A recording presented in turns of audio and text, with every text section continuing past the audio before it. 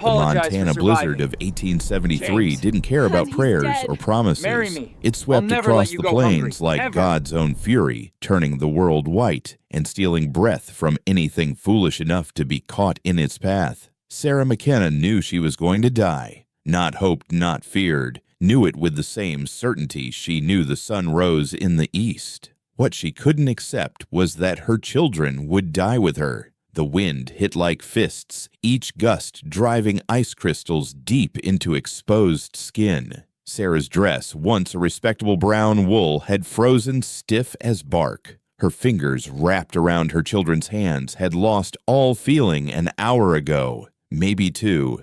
Time meant nothing in the white void that had swallowed the world.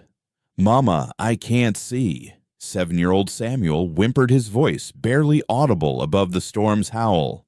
"Keep your eyes closed, sweetheart. Follow my voice," Sarah replied, though her own eyes were nearly sealed shut by frozen tears.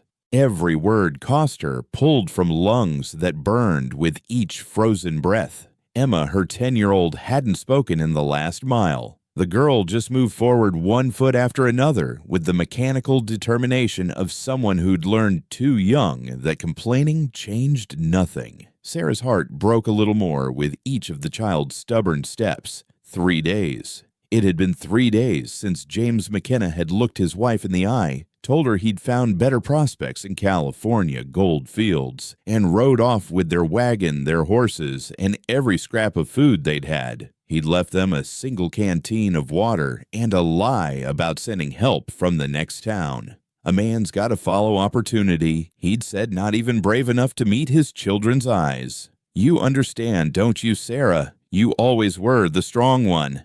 Strong. Sarah wanted to laugh, but her face was too frozen to manage it. Strong was what men called women when they needed them to survive impossible things. Strong was what you had to be when weak meant death. The terrain beneath the snow could have been anything. Prairie Gulch, the edge of a cliff. Each step was an act of faith in a God who'd apparently stopped watching. Sarah's skirts, heavy with ice, dragged like anchors. Her boots, worn through at the soles, even before this journey, were now just leather suggestions around blocks of frozen flesh. She supposed were still her feet.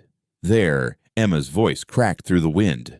"Mama, there's something dark ahead." Sarah squinted through the white violence of the storm. There, a shadow against the endless white. Trees, maybe, or rocks. Either would offer some shelter, though shelter was just a slower death than freezing in the open. They staggered toward it, Sarah half dragging Samuel, now his small body going limp with exhaustion. The shadow grew larger, took shape.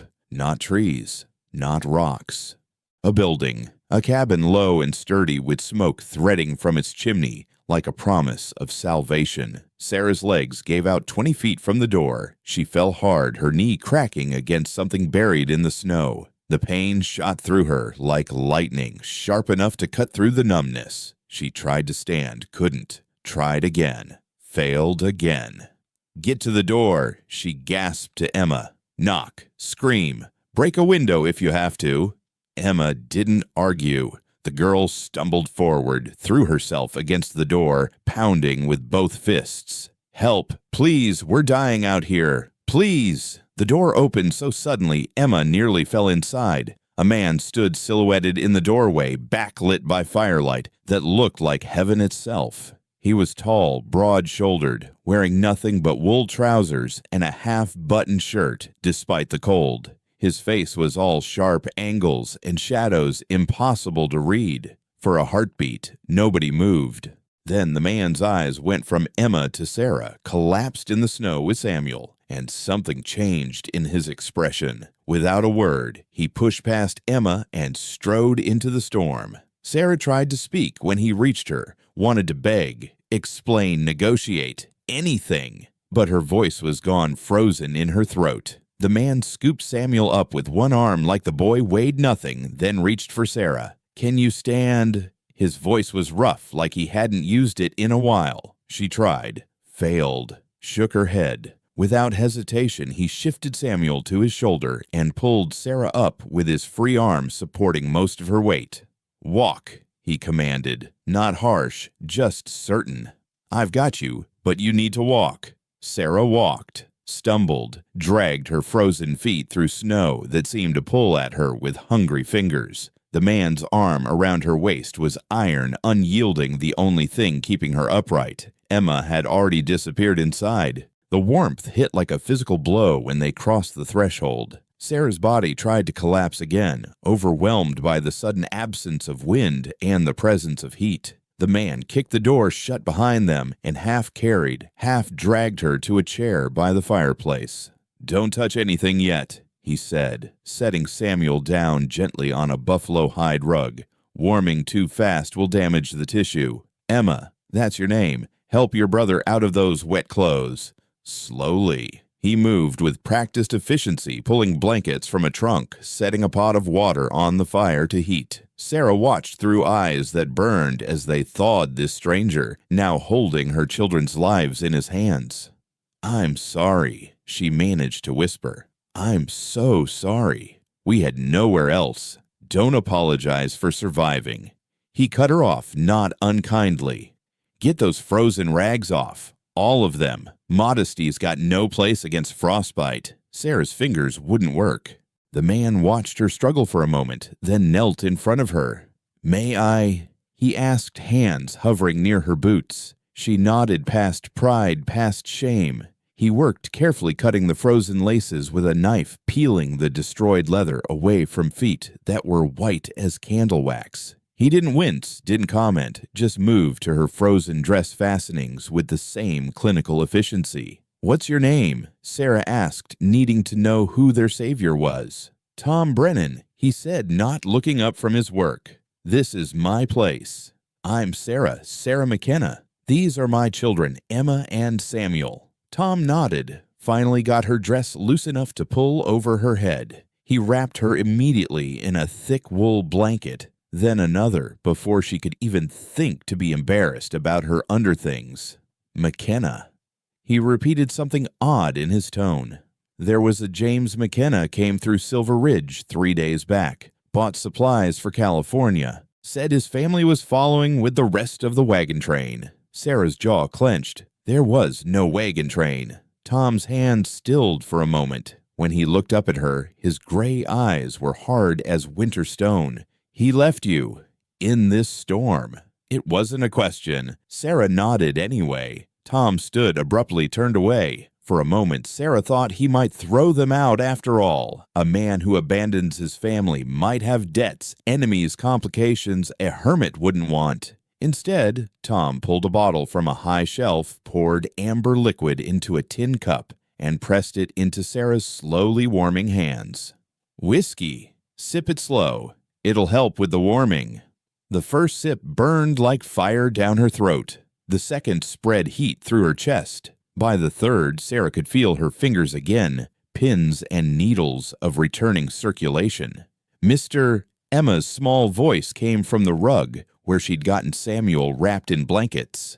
"Is my brother going to be okay?" Tom moved to the children, knelt beside them. His large hands were surprisingly gentle as he examined Samuel's fingers and toes. "He's young. They bounce back faster. Keep him warm. Get some hot food in him. He'll be fine." "And Mama?"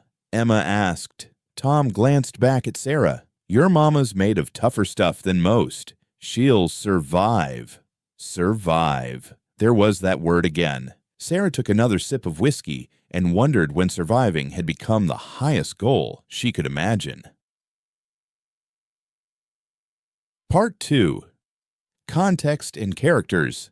The Hermit and the Abandoned. Tom Brennan hadn't spoken to another soul in 3 months before Sarah McKenna fell into his life, like Judgment Day wrapped in ice and desperation. He'd chosen this cabin specifically for its isolation, 15 miles from Silver Ridge, tucked into a valley that most maps forgot to mention, surrounded by pine forests that whispered secrets to no one. It was perfect for a man who decided the world had nothing left to offer him but pain. The cabin itself told his story better than words ever could. Built with his own hands over 2 summers, every log fitted precisely, every chink sealed against the wind. The furniture was sparse but solid. A table, 4 chairs. He'd never needed a bed frame in the corner behind a hung blanket for privacy. Tools hung on the walls in perfect order. A rifle above the door. A pistol on the mantel. Everything in its place. Everything with a purpose. Everything except the man who lived there. Sarah watched him move around the space with the economical grace of someone who'd learned not to waste energy on unnecessary motion. He was younger than she'd first thought, maybe 35 to her 32, but his eyes belonged to someone who'd lived through more years than the calendar showed. Dark hair that needed cutting, a jaw that hadn't seen a razor in days, hands scarred from work, and something else. Something that made them shake almost imperceptibly when he thought no one was looking. "You military?" Sarah asked, recognizing the precise way he folded blankets, the way he automatically checked the door's lock every time he passed it. Tom's shoulders tensed. "Was. Union Army. 23rd Ohio Infantry." "My husband was Confederate," Sarah said, then caught herself. "My former husband, ex-husband, whatever you call a man who abandons his family to freeze." "You call him gone," Tom said flatly, stirring something in a pot over the fire. "That's all that matters now." The smell of beans and salt pork filled the cabin, and Samuel stirred from his blanket cocoon. "Mama, I'm hungry." "I know, baby. Mr. Brennan's making us something." "Tom," he corrected without turning around. "Just Tom. And it's nothing fancy, but it'll fill bellies." Emma had been silent, studying their host with those 2 wise eyes of hers. "Why do you live out here alone?" "Emma," Sarah scolded, but Tom held up a hand. Fair question from a child who's learned not to trust easy. He ladled beans into bowls, passed them around. "I like the quiet." "Don't you get lonely?" Emma persisted. Tom's hand paused for just a moment. "Lonely and alone aren't the same thing, young miss. One's a choice." They ate in silence, broken only by the storm still raging outside. The beans were simple but good seasoned with black pepper and something Sarah couldn't identify. The children wolfed theirs down, and Tom wordlessly refilled their bowls without being asked. 3 days in this storm, Tom said eventually. "Where were you heading?" "Silver Ridge originally. James said he knew someone there who'd hire him for winter work." Sarah's laugh was bitter. "Another lie, I suppose." "And before that, Kansas. We had a farm there, or James did. Lost it to drought and debt. He said Montana was fresh starts and fortune waiting." She looked down at her empty bowl. "I should have known. James McKenna never met a promise he couldn't break, or a scheme he couldn't fall for." "How long were you married?" 12 years. Since I was 20. My father thought James had prospects. He had a way of talking that made you believe the world was about to open up just for him." Sarah pulled the blanket tighter around herself.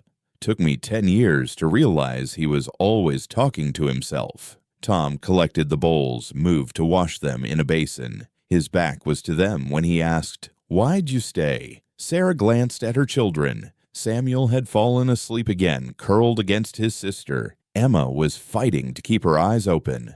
"Where would I have gone? A woman alone with 2 children, no money, no family left, no trade beyond keeping house, and making do with less each year. You survived 3 days in a killing storm.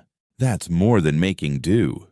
"That's fear," Sarah corrected. "Fear of watching my babies die. You'd be amazed what fear can make possible." Tom turned to look at her, then really look at her. In the firelight, Sarah knew what he saw. A woman worn down to sharp edges, hollow cheeks and determined jaw, green eyes that had forgotten how to hope for anything beyond the next sunrise. Her red hair, usually her one vanity, hung limp and tangled, despite her attempts to finger-comb it while the children ate. "You can stay until the storm breaks," Tom said. "There's a settlement about 30 miles south Willow Falls. They've got a boarding house, might have work for a woman who can cook and clean. And until then, you rest, recover." He gestured to the bed in the corner. "You and the children take that. I'll make do by the fire." "We can't take your bed."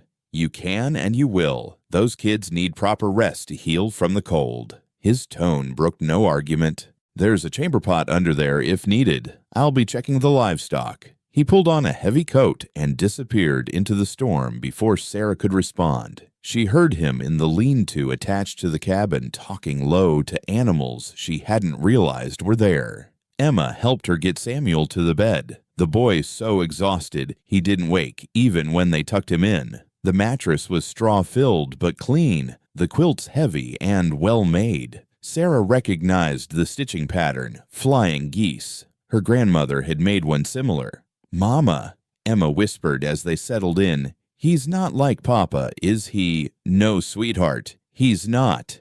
"How do you know?" Sarah thought about it. "Your papa would have talked for an hour about helping us, made sure we knew how generous he was being.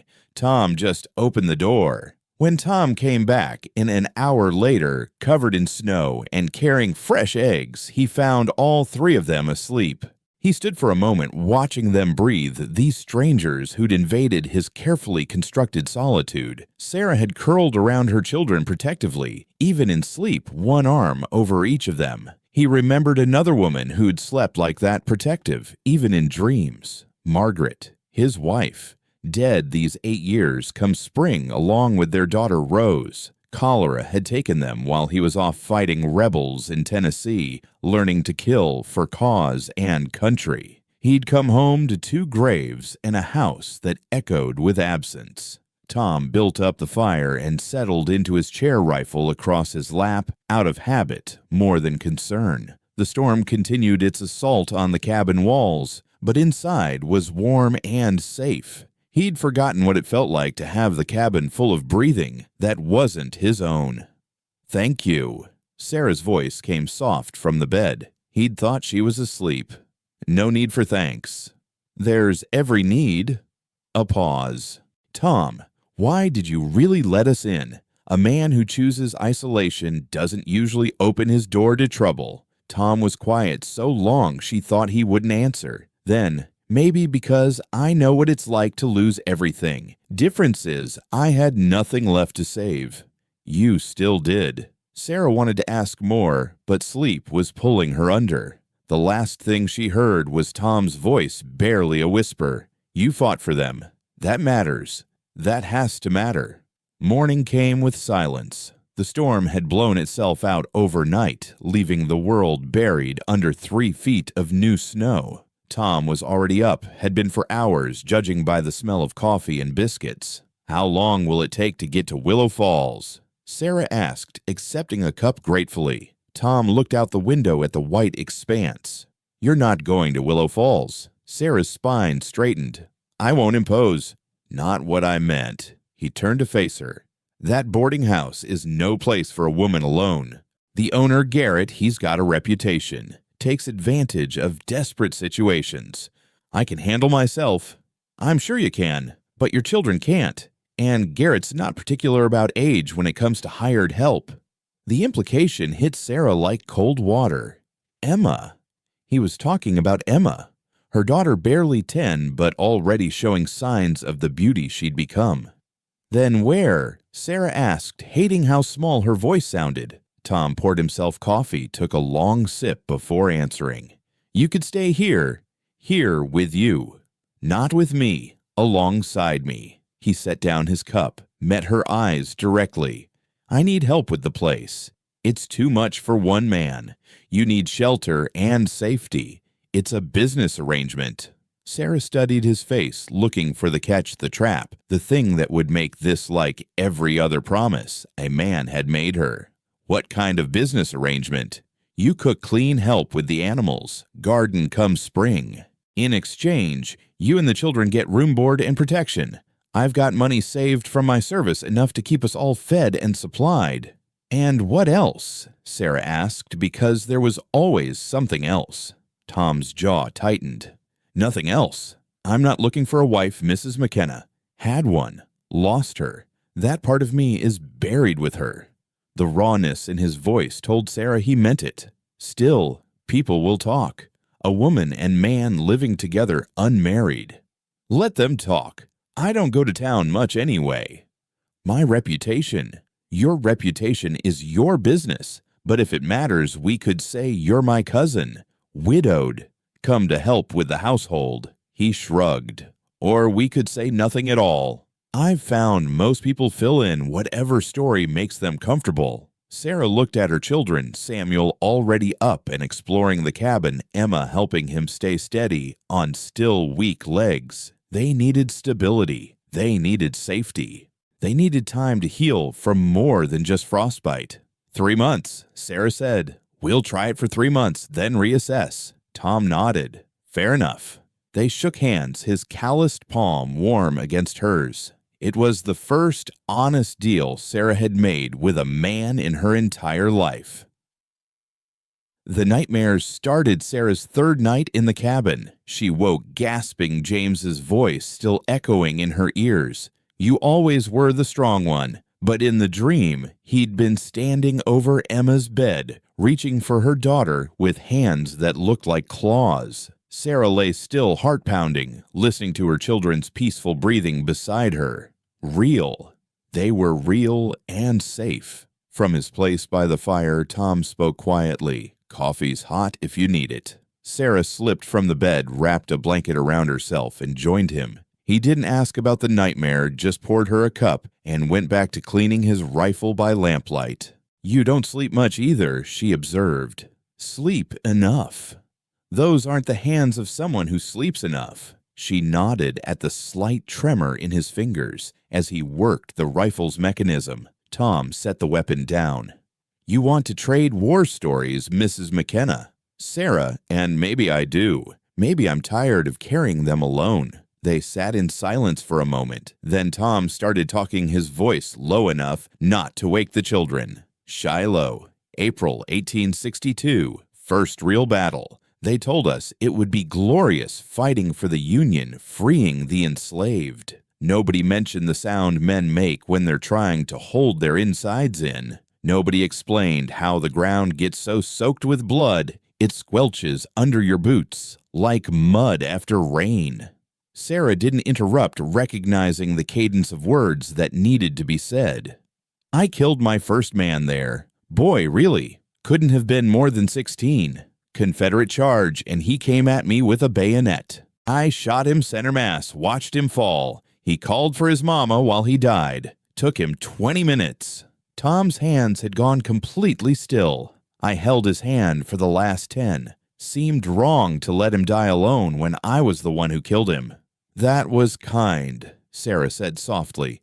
That was guilt. Kindness would have been not killing him at all. Tom poured himself more coffee, though his cup was still half full. But that's not the worst part. Worst part is I got good at it. Real good. They made me a sergeant, then a lieutenant. Tom Brennan, the man who never missed, never hesitated, never failed to follow orders.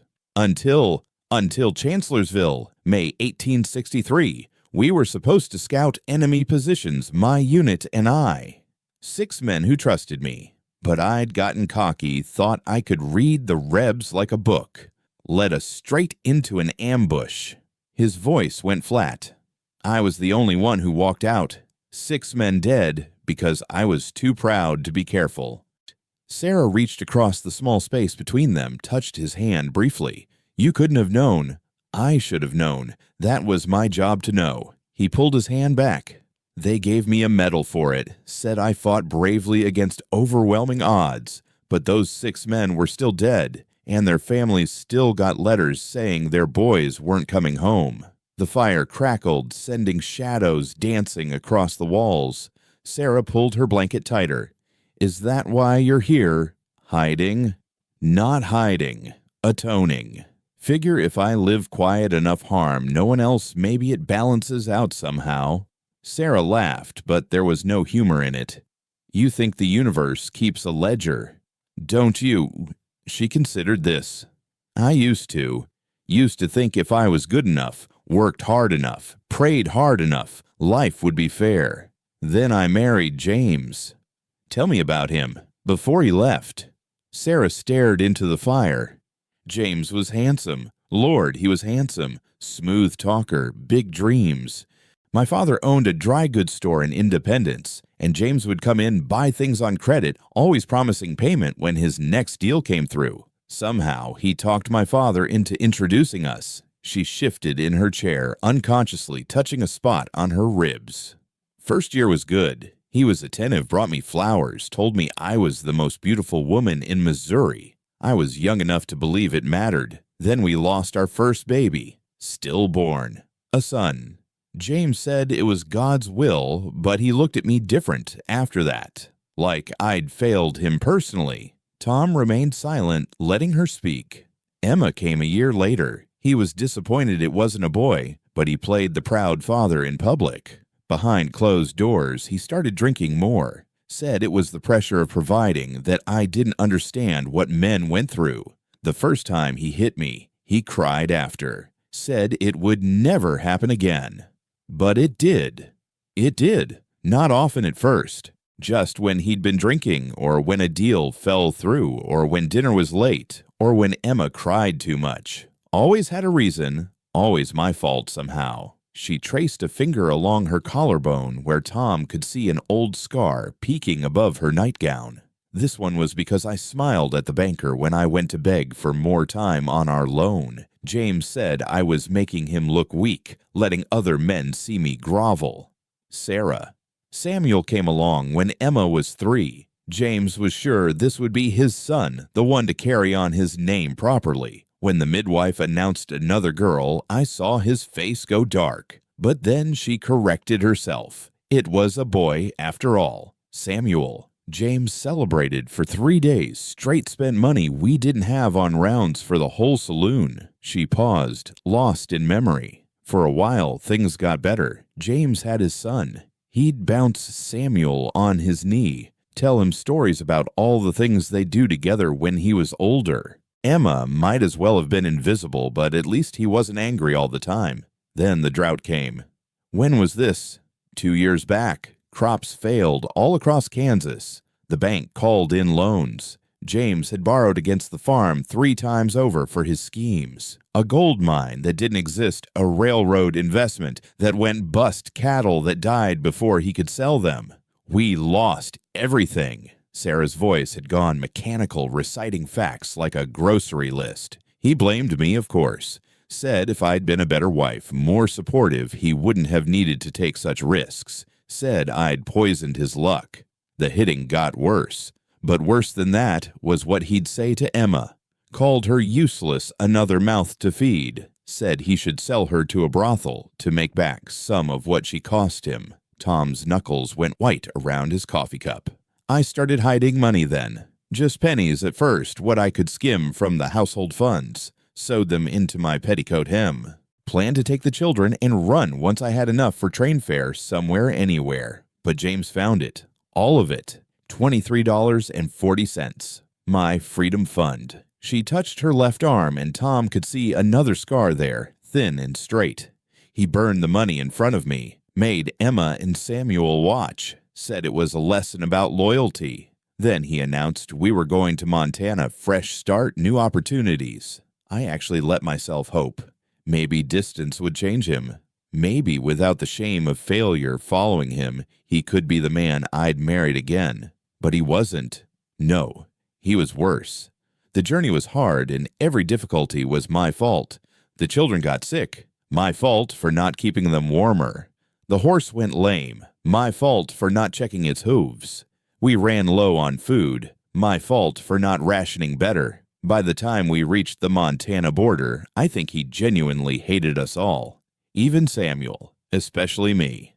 Sarah stood, moved to the window to look out at the snow-covered world. The morning he left, he was almost cheerful. Kissed Samuel on the head, patted Emma's shoulder, even smiled at me. Said he was riding ahead to Silver Ridge to secure lodging that we should follow in a day or 2. Left us the old pack horse and a canteen. I knew. The moment he rode away, I knew he wasn't coming back.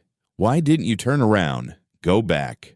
Go back to what Kansas? With what money? And who'd help a woman with 2 children and nothing to offer but the clothes on her back? She turned to face him. So I did the only thing I could. Went forward, walked into that storm because at least dying trying was better than sitting still and letting death find us. Tom stood, moved toward her, then stopped, uncertain.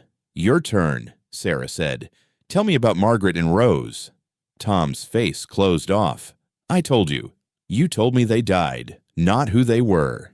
He was quiet so long Sarah thought he wouldn't answer. Then, Margaret had hair like honey and a laugh that could fill a room. Met her at a church social when I was 19. She was 16, daughter of the local judge. Had no business talking to me. I was just a farmhand with ambitions. But she did anyway. Said I looked too serious, that someone needed to teach me how to smile. His voice softened with memory. Took me 3 years to save enough to ask for her hand properly. Her father said no at first, but Margaret had a way of getting what she wanted without seeming to push. We married in spring of 1860. Rose came along that winter. Tiniest thing, but with lungs like a hurricane.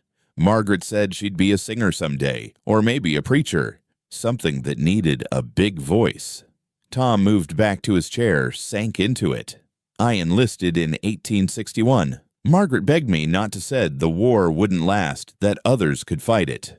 But I was full of righteousness and glory, thought I was saving the nation. Left them in a little house outside Columbus. Sent money when I could, letters when I couldn't. Margaret wrote every week without fail. Told me about Rose's first steps, first words. Papa was her third word after mama and no. He smiled slightly at that. Then the smile died. Spring of 1865. War was ending. I was planning my discharge, had a whole life mapped out in my head. Got a letter from Margaret's father instead of her. Cholera had swept through Columbus. Margaret got it first, tried to keep away from Rose, but in a house that small. He trailed off. They died 3 days apart, were buried before the letter even reached me. Tom, I didn't even get to say goodbye. Didn't get to hold them one more time. Just got a letter and 2 wooden crosses in a cemetery I can't bear to visit. His voice cracked slightly. Everything I did in that war, every life I took, every order I followed was supposed to be for them, to make a better world for them. Instead, they died alone while I was off playing soldier. Sarah moved, then crossed to his chair and knelt beside it, taking his hands in hers. They sat like that for a moment, 2 broken people holding each other's pain. We're quite a pair, Sarah finally said. A woman who couldn't save her marriage, and a man who couldn't save his family. Maybe that's why you're here, Tom said quietly.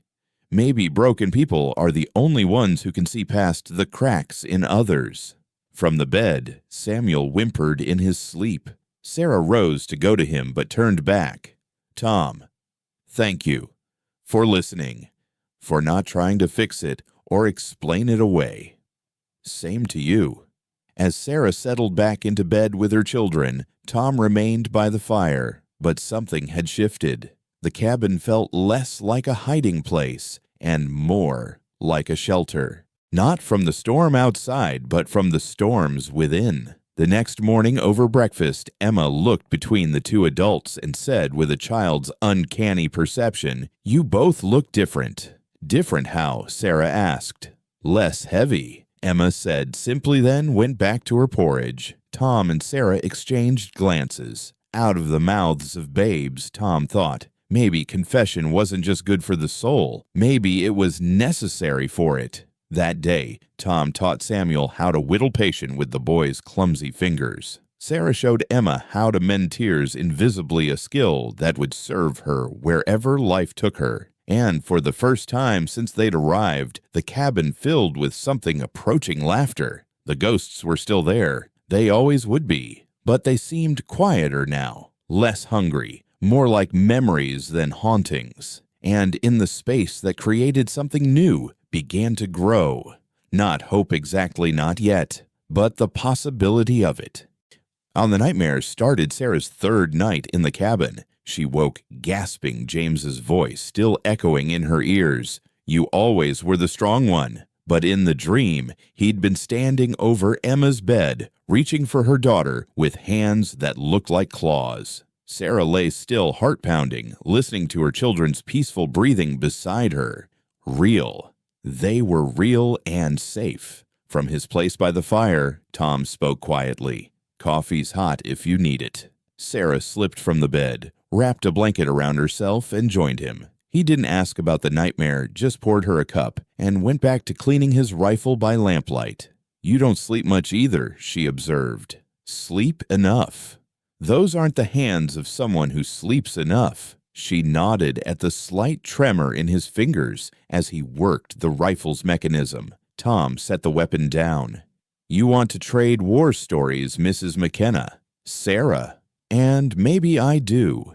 Maybe I'm tired of carrying them alone." They sat in silence for a moment. Then Tom started talking, his voice low enough not to wake the children. "Shiloh, April 1862. First real battle. They told us it would be glorious, fighting for the Union, freeing the enslaved. Nobody mentioned the sound men make when they're trying to hold their insides in. Nobody explained how the ground gets so soaked with blood, it squelches under your boots like mud after rain." Sarah didn't interrupt, recognizing the cadence of words that needed to be said. "I killed my first man there. Boy, really. Couldn't have been more than 16.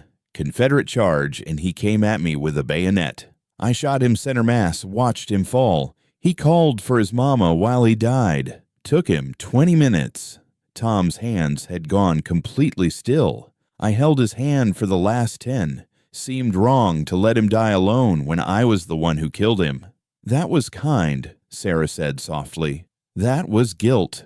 Kindness would have been not killing him at all." Tom poured himself more coffee, though his cup was still half full. "But that's not the worst part. Worst part is I got good at it.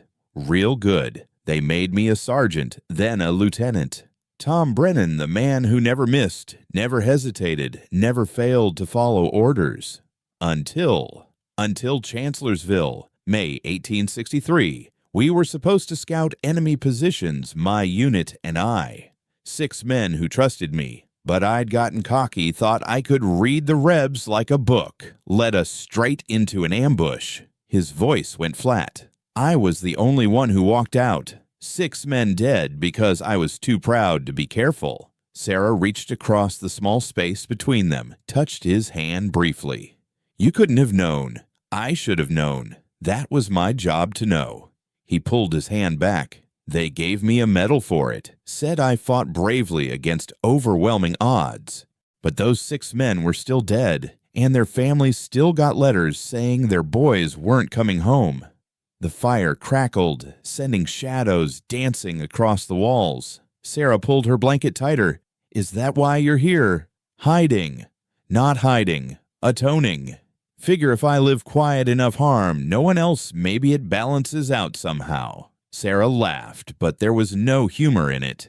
"You think the universe keeps a ledger, don't you?" She considered this. "I used to.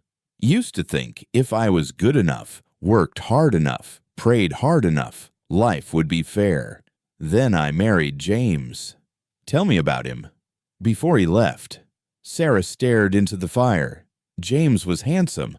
Lord, he was handsome. Smooth talker, big dreams. My father owned a dry goods store in Independence, and James would come in, buy things on credit, always promising payment when his next deal came through. Somehow, he talked my father into introducing us." She shifted in her chair, unconsciously touching a spot on her ribs. "First year was good. He was attentive, brought me flowers, told me I was the most beautiful woman in Missouri. I was young enough to believe it mattered. Then we lost our first baby. Stillborn. A son. James said it was God's will, but he looked at me different after that, like I'd failed him personally." Tom remained silent, letting her speak. "Emma came a year later. He was disappointed it wasn't a boy, but he played the proud father in public. Behind closed doors, he started drinking more. Said it was the pressure of providing that I didn't understand what men went through. The first time he hit me, he cried after. Said it would never happen again. But it did. It did. Not often at first. Just when he'd been drinking, or when a deal fell through, or when dinner was late, or when Emma cried too much. Always had a reason. Always my fault somehow." She traced a finger along her collarbone where Tom could see an old scar peeking above her nightgown. This one was because I smiled at the banker when I went to beg for more time on our loan. James said I was making him look weak, letting other men see me grovel. Sarah. Samuel came along when Emma was 3. James was sure this would be his son, the one to carry on his name properly. When the midwife announced another girl, I saw his face go dark. But then she corrected herself. It was a boy, after all. Samuel. James celebrated for 3 days, straight spent money we didn't have on rounds for the whole saloon. She paused, lost in memory. For a while, things got better. James had his son. He'd bounce Samuel on his knee, tell him stories about all the things they'd do together when he was older. Emma might as well have been invisible, but at least he wasn't angry all the time. Then the drought came. When was this? 2 years back. Crops failed all across Kansas.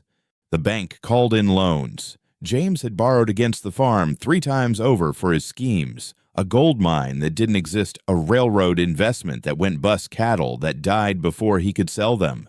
We lost everything. Sarah's voice had gone mechanical, reciting facts like a grocery list. He blamed me, of course. Said if I'd been a better wife, more supportive, he wouldn't have needed to take such risks. Said I'd poisoned his luck. The hitting got worse, but worse than that was what he'd say to Emma.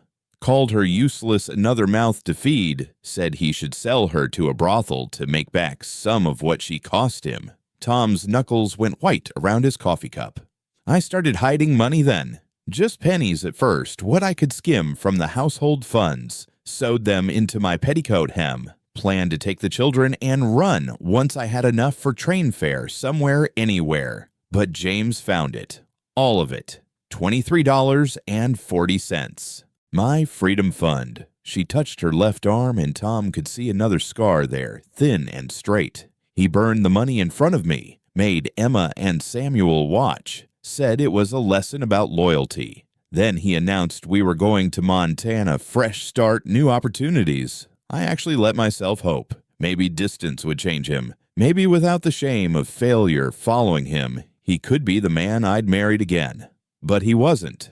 No, he was worse. The journey was hard and every difficulty was my fault. The children got sick. My fault for not keeping them warmer. The horse went lame. My fault for not checking its hooves. We ran low on food. My fault for not rationing better. By the time we reached the Montana border, I think he genuinely hated us all, even Samuel, especially me. Sarah stood, moved to the window to look out at the snow-covered world. The morning he left, he was almost cheerful, kissed Samuel on the head, patted Emma's shoulder, even smiled at me, said he was riding ahead to Silver Ridge to secure lodging that we should follow in a day or 2. Left us the old pack horse and a canteen. I knew.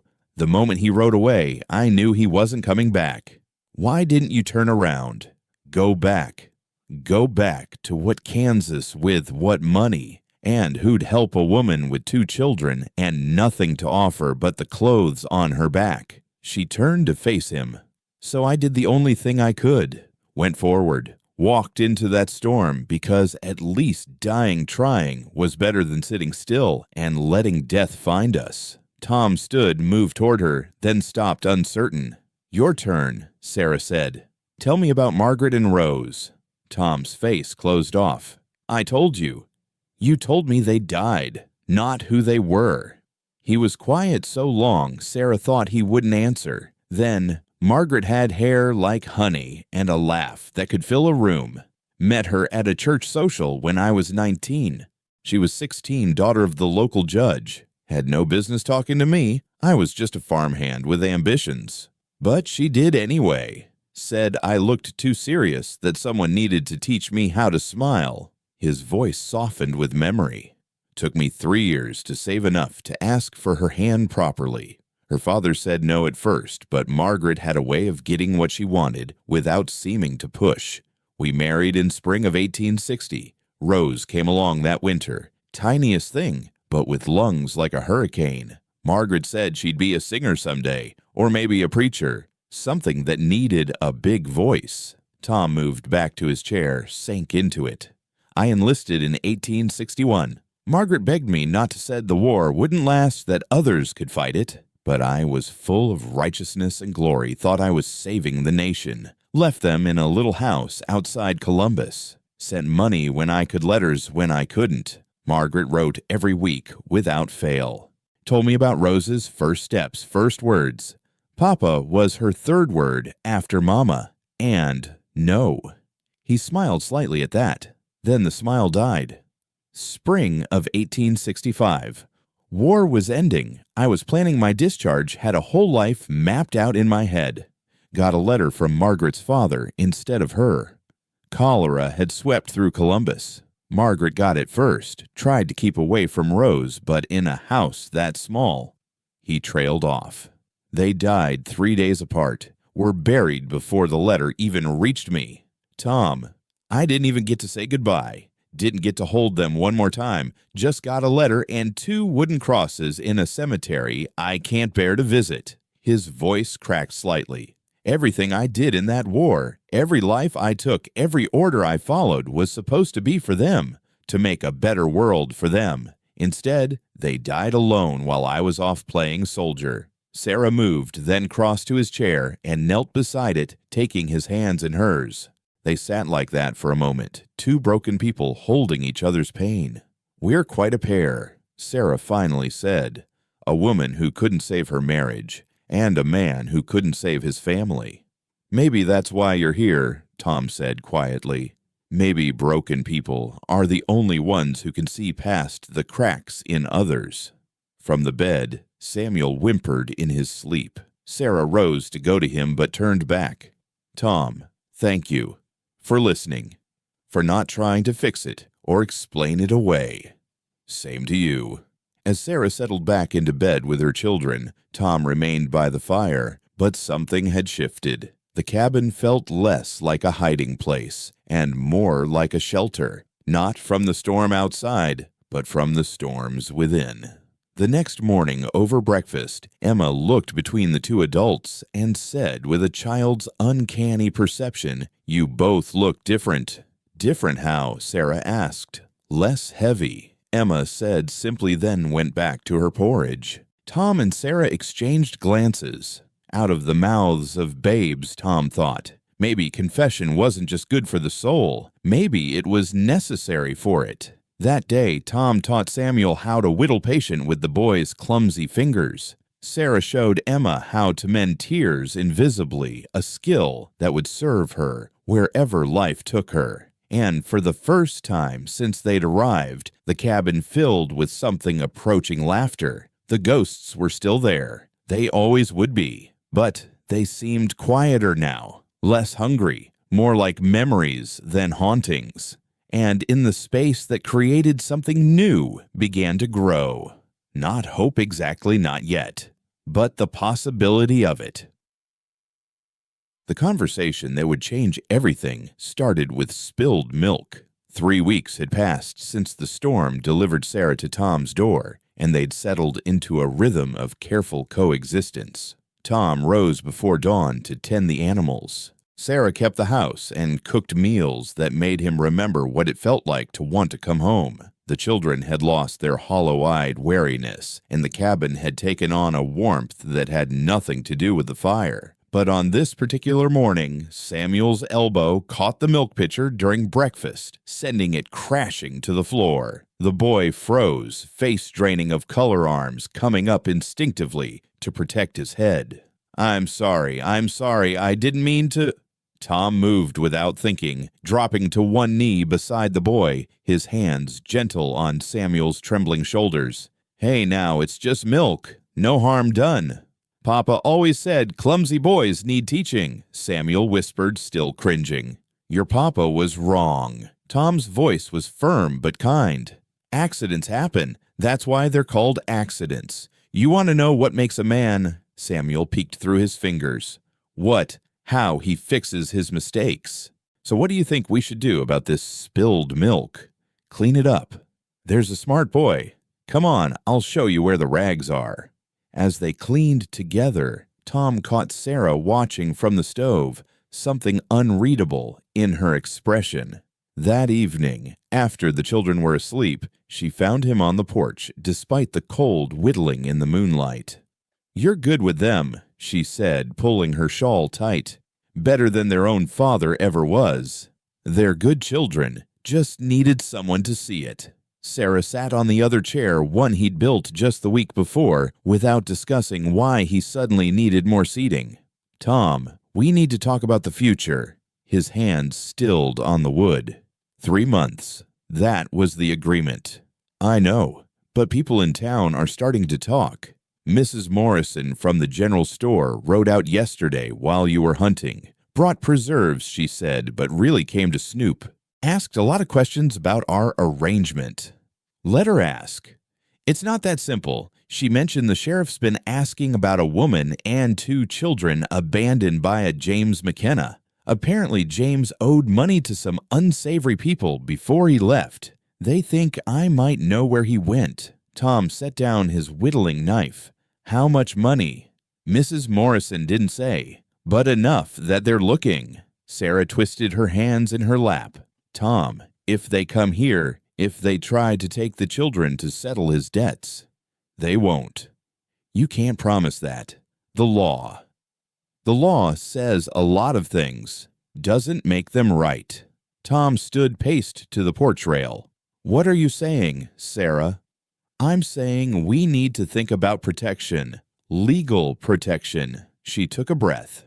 "Mrs. Morrison mentioned something else, said the territorial laws are clear about women's property rights, or rather the lack of them.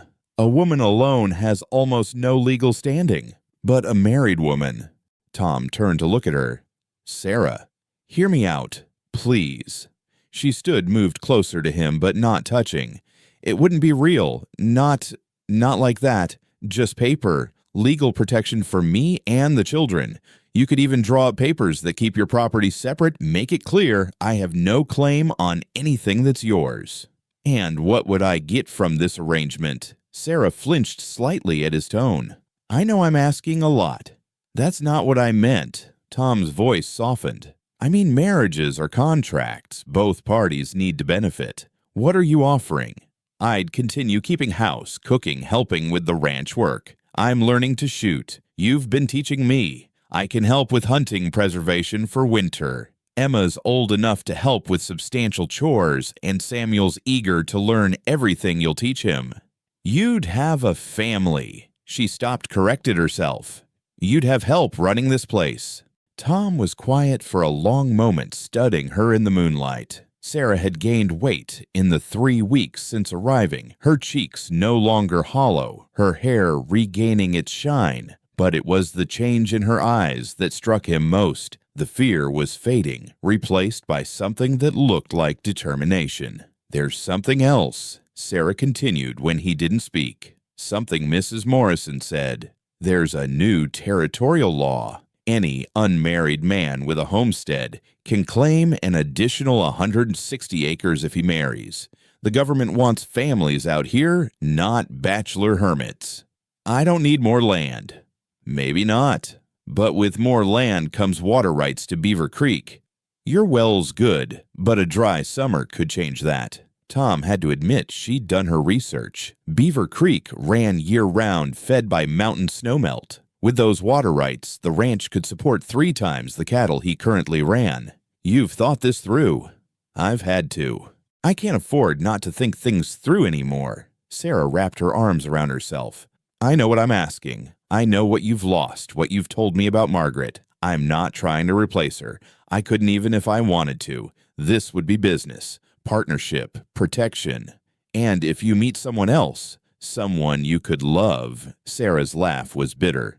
"Love. I've had love. James loved me in his way, loved me right up until I became inconvenient. I don't want love, Tom. I want safety. I want my children to grow up without flinching. I want to sleep without wondering if tomorrow we'll be hungry or homeless or running again." Tom moved closer to her, close enough that she had to tilt her head back to meet his eyes. "And what if I wanted more than just a business arrangement?" Sarah's breath caught. Do you I'm asking what if. Then I'd say you deserve better than a woman who's forgotten how to trust her own heart. You deserve someone who isn't carrying another man's damage like stones in her pockets. Maybe I don't want someone perfect. Maybe I want someone who understands that some wounds don't heal, they just scar over. They stood there, the space between them charged with possibility and fear in equal measure. Finally, Tom stepped back. I need to think about it. Of course. Sarah moved toward the door, then paused. Tom, whatever you decide these 3 weeks, they've been the first time in years I've remembered what it feels like to be human. Thank you for that. The next morning, Tom was gone when Sarah woke. His rifle was missing, so she assumed he'd gone hunting. But when he returned near sunset, he had no game. Instead, he carried a leather folder. Where did you go? Emma asked, having grown comfortable enough to question him. Silver Ridge, Tom replied, but his eyes were on Sarah. Had some business with the circuit judge. Sarah's hand stilled on the bread she was kneading. What kind of business? Tom set the folder on the table, opened it to reveal legal documents, the kind that requires 2 witnesses and a $5 filing fee. Sarah wiped her hands on her apron, came to look. Marriage certificate blank except for the date. Property agreement stating clearly that all assets prior to marriage remained separate. And, surprisingly, a document granting Sarah full guardianship of her children, superseding any claims their father might have. Tom, I also stopped by the territorial office, filed for those additional 160 acres. They're already surveyed, just need a marriage certificate to finalize the claim. He pulled out another paper, and this is from Sheriff Watson. Says James McKenna was killed in a saloon fight in California 2 weeks ago. You're a widow, not abandoned. Changes your legal status considerably. Sarah sank into a chair, overwhelmed. He's dead. Stone dead. Shot over a card game where he was caught cheating. Sheriff said he'd been using the name Jim Carson, but the description matched, and he had your wedding photograph in his pocket. Sarah touched the documents with trembling fingers. Why? Why would you do all this? Tom pulled out the other chair, sat facing her. Because in 3 weeks, this place has felt more like home than it has in 8 years. Because your children deserve a chance at a real life. Because you were right about the water rights. Practical thinking for the ranch's future. He paused. And because I'm tired of being alone with my ghosts. They're quieter when you're around. This is a lot more than I asked for. The guardianship papers, the property agreement, protecting your assets.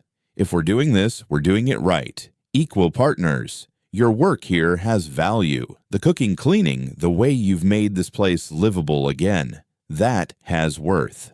The agreement reflects that. You get 1/3 of any profits from the ranch, your own money, your own choices. And the children are protected no matter what. Sarah looked at the papers, then at Tom. When? Judge Carlson will be back through on his circuit next Tuesday. We could do it then, or wait for the next circuit in spring. Tuesday. Sarah's voice was firm. Before anyone else comes looking, before anything else can go wrong. Tuesday. Tom nodded, then surprised them both by reaching across the table to take her hand. I want to be clear about something. This marriage might start as paper as protection and partnership, but I'm not made of stone, Sarah. Neither are you. If something more grows from this, I won't fight it, but I won't push for it either. We go at whatever pace you need. Sarah turned her hand palm up, interlaced their fingers. I haven't been Sarah in so long. Just wife, or mama, or woman. You say my name like it matters. It does matter. You matter. From the loft, Samuel's voice piped up. Are you getting married? Both adults looked up to find both children peering down at them, clearly having heard everything. How long have you been listening? Sarah asked.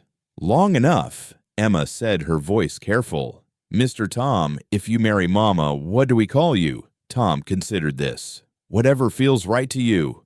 Tom's fine. Or if someday you want to call me something else, that's fine too. No pressure. Samuel scrambled down the ladder, ran to Tom, and threw his small arms around the man's neck. Can I call you Papa Tom? Tom's eyes went bright with unshed tears. He looked at Sarah, who nodded, her own eyes wet. "I'd be honored, Samuel." Emma descended more slowly, went to her mother. "Are you sure, Mama, you don't have to do this for us?" Sarah pulled her daughter close. "I'm doing it for all of us. For the first time in your life, Emma, I'm making a choice that isn't about surviving. It's about living." The next days passed in a blur of preparation. Tom rode to town for supplies and fabric for new clothes. Sarah threw herself into cooking, preparing for the small gathering Tom insisted on having after the ceremony. "If we're going to be married, the town needs to see it's real," he said. "Stops the gossip faster than trying to hide would." The morning of the wedding dawned clear and cold. Sarah stood in her new dress. Nothing fancy, just blue calico, but new and hers, and not patched or mended. Emma had braided her hair with the first wildflowers brave enough to bloom through the snow. Tom waited by the fireplace in his best shirt and a vest Sarah had never seen before. When she came out from behind the partition, his breath caught audibly. "You look—" He started again. "You look like Sarah." She understood what he meant. Not like a victim, not like a survivor, but like herself. Judge Carlson was a tall, thin man with kind eyes who'd known Tom since he'd settled in the territory. He performed the ceremony, simply witnessed by the owner of the general store, and his wife, the same Mrs. Morrison, who'd brought gossip with her preserves. "Do you, Thomas Andrew Brennan, take Sarah Marie McKenna to be your lawfully wedded wife?" "I do." "Do you, Sarah Marie McKenna, take Thomas Andrew Brennan to be your lawfully wedded husband?" Sarah looked at Tom, this man who'd opened his door to strangers, who'd offered protection without price, who'd seen her at her lowest, and still thought she had value. "I do." "Then by the power vested in me by the Montana Territory, I pronounce you husband and wife. You may kiss your bride." Tom stepped closer, his hand gentle on Sarah's cheek. "We don't have to—" Sarah rose on her toes and kissed him. It was soft, brief, but real. When they parted, she whispered, "Partners remember equal investment." The small reception that followed was warm despite the lingering winter. Neighbors Sarah had never met came to wish them well, bringing practical gifts, preserved foods, ammunition, a milk cow from the Hendersons who ran the neighboring ranch. That night, after the guests had gone and the children were asleep, Tom and Sarah stood awkwardly in the cabin. "I'll still take the floor," Tom offered. "No." Sarah's voice was quiet, but firm. "We share the bed, like adults, like partners.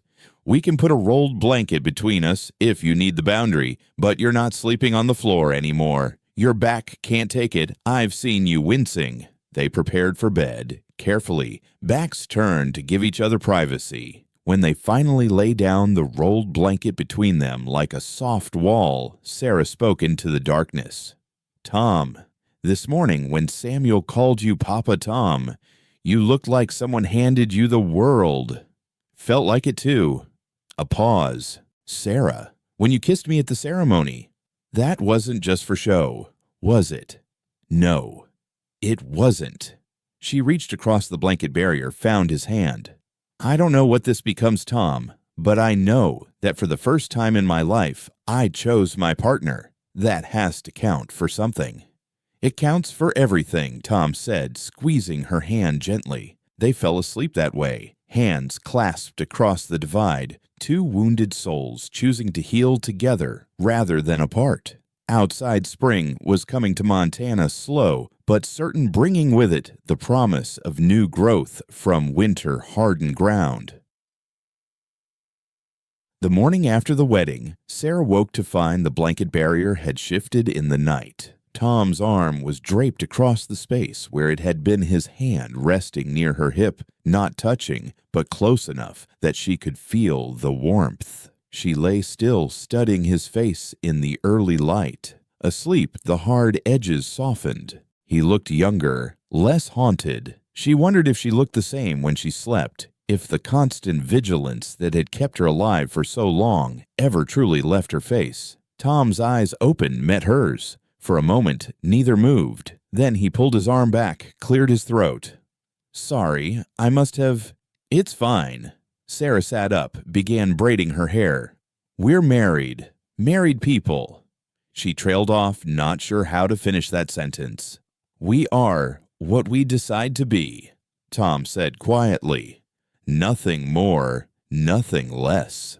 That first week of marriage taught them both that legal documents were easier than daily reality. They bumped into each other reaching for coffee cups, hands brushing with electric awkwardness. Tom would forget and walk in while Sarah was washing, both of them freezing like startled deer before he'd back out apologizing. Sarah would catch herself watching him work the way his shoulders moved when he split wood, then turn away, cheeks burning.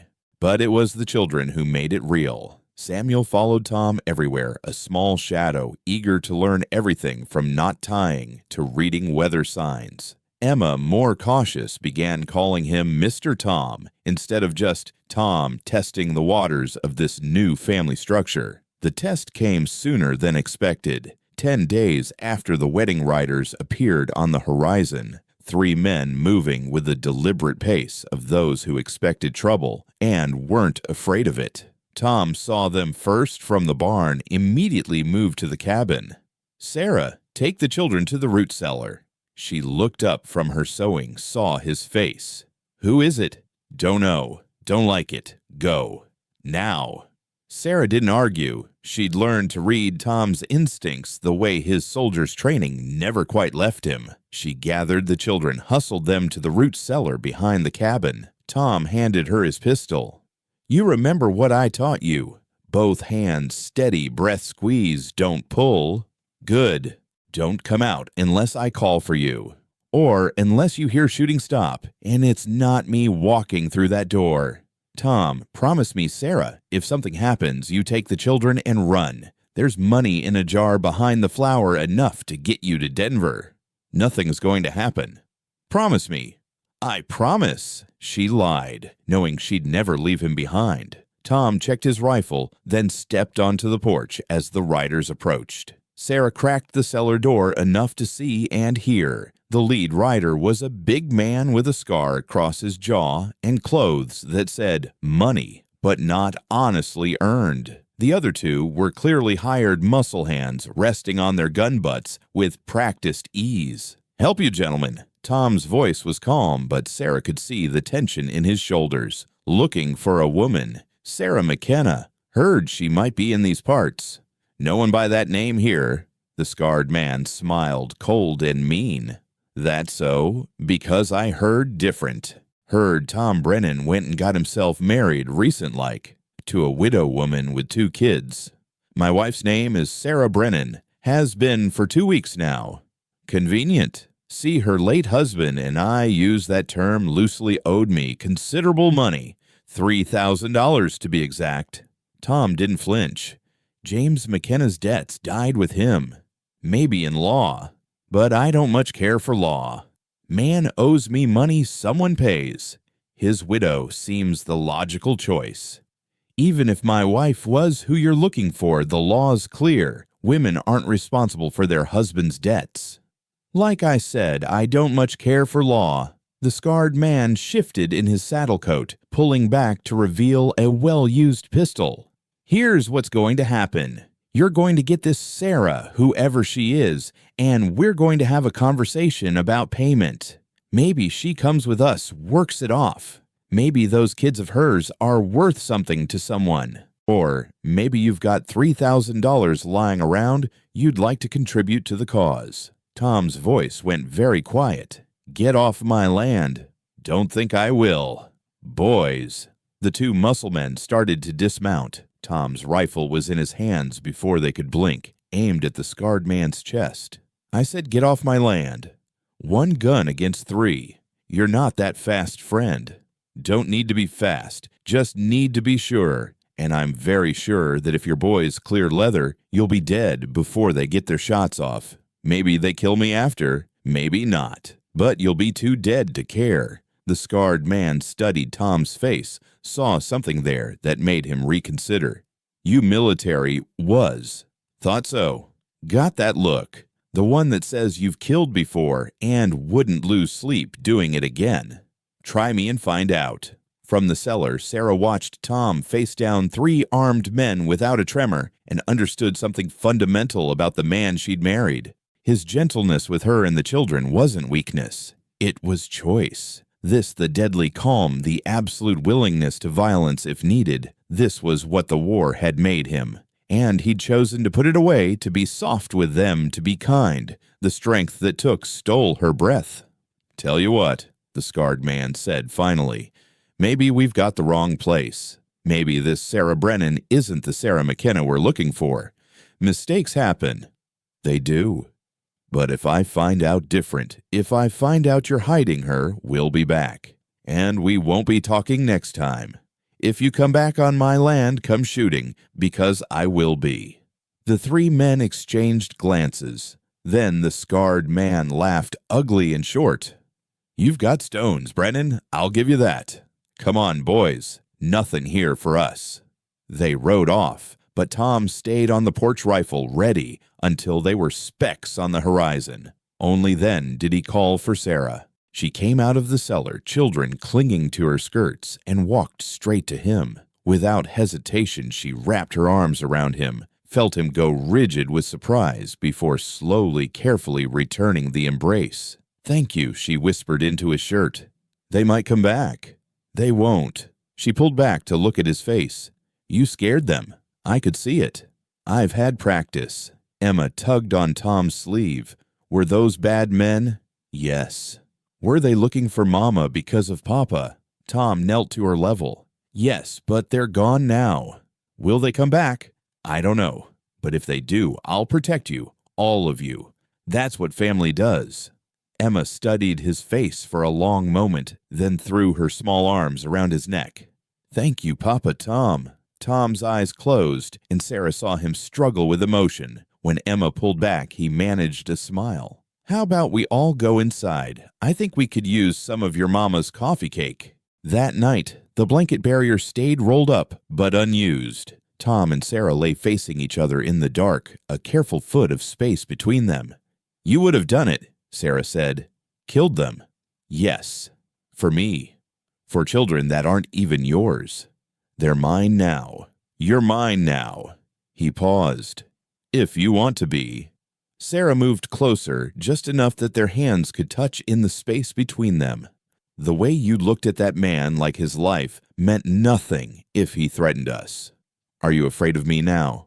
"No, I'm—" She searched for words. "I'm amazed. James would have sold us to save himself. You were ready to die for us. I don't know what to do with that."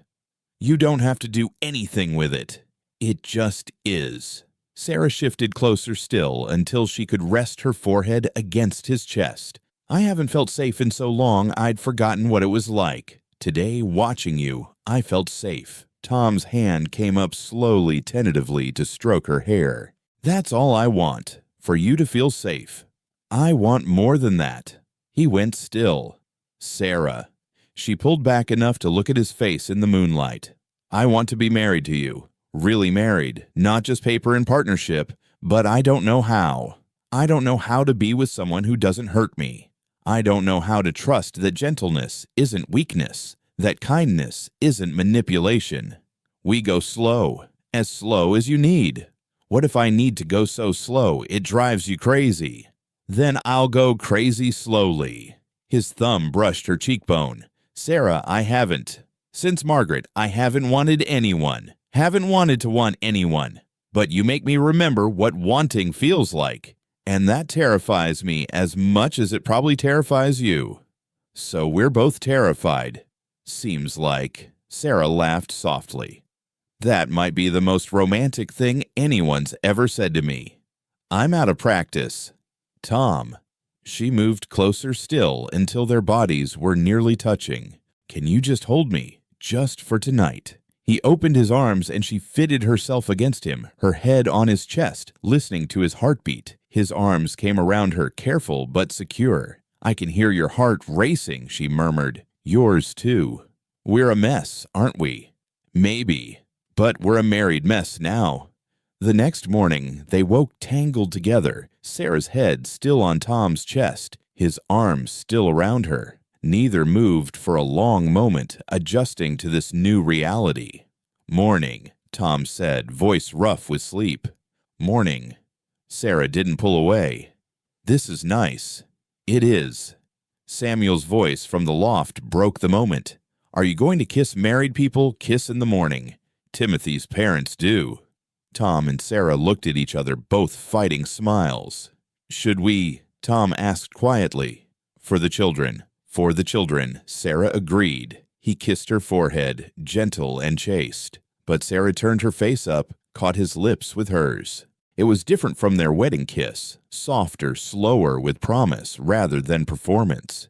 "You," Samuel announced. "But also good. Does this mean we're a real family now?" Sarah pulled back from Tom, looked up at their son. Their son. When had she started thinking of the children as theirs instead of just hers? "Yes, baby, we're a real family." "Good," Emma said, appearing beside her brother, "because I want to learn to shoot like Papa Tom, and he said he couldn't teach me without Mama's permission." "Did he now?" Sarah looked at Tom, eyebrow raised. "A girl should know how to defend herself," Tom said, "especially out here. Then you'll teach us both. If Emma's learning, so am I." That afternoon, Tom set up targets behind the barn. He stood behind Sarah, arms around her to guide her hands on the rifle, and she tried not to think about how solid he felt, how safe. "Breathe," he murmured near her ear. "Steady. Don't fight the gun, work with it." She squeezed the trigger, hit the target dead center. "Natural talent," Tom said, pride clear in his voice. "Good teacher." She turned in his arms, rifle lowered. "Tom, those men today, what if they come back? Then we face them together. No more root sellers. We stand side by side. Partners. More than partners." He touched her wedding ring, the simple band he'd bought in town. "Husband and wife, however that looks for us." That night, as they prepared for bed, Sarah made a decision. When Tom started to leave space between them, she moved close, pressed her back against his chest.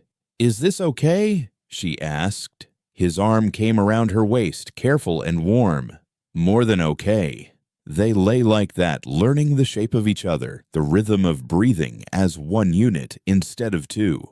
Outside, a late winter storm began to blow in, but inside the cabin was warm and safe, and becoming something that might, with time and patience, be called home. "Tom," Sarah whispered into the darkness. I'm glad it was your door I knocked on." "So am I. Even with the complications, the debts, and the damage, and the fear, especially with those, means you understand mine." Sarah turned in his arms, faced him in the darkness. "I want to try to be your wife. Really try. But I need you to know I might panic, might pull back, might need space sometimes. Then you take it. And I'll be here when you're ready to come back. You're a patient man, Tom Brennan. I'm a man who knows what's worth waiting for." She kissed him then deeper than before, with intent rather than experiment. When they pulled apart, both breathing hard, she whispered, "Not yet, but soon. When it's right." "When it's right," he agreed. They settled back into sleep, wrapped in each other, and the promise of soon, while winter raged outside, and 3 riders nursed their wounded pride in a saloon 20 miles away, planning a return that would test every bond the new family had begun to forge. Spring came to Montana like a cautious lover, tender and uncertain melting snow, revealing the earth's secrets, one patch at a time. Tom and Sarah had been married 6 weeks, and the cabin that had once been Tom's exile had transformed into something neither of them quite had words for yet. Sarah woke early on this particular morning to find Tom's side of the bed empty but still warm. Through the window, she could see him in the garden plot they'd marked out together, turning soil with the steady rhythm of a man who understood the earth's demands. Samuel worked beside him, small hands wrapped around a child-sized hoe, Tom had fashioned from an old spade. "Mama, look." Emma called from the table where she was practicing her letters on the slate Tom had bought on his last trip to town. "I can write everyone's names now, even Papa Tom's whole name, Thomas Andrew Brennan." Sarah's heart caught at how easily Papa Tom rolled off Emma's tongue now. She moved to the stove, started coffee and breakfast, listening to her daughter's chatter about the lessons Tom had been giving both children in the evenings. Reading, writing, arithmetic, but also practical things.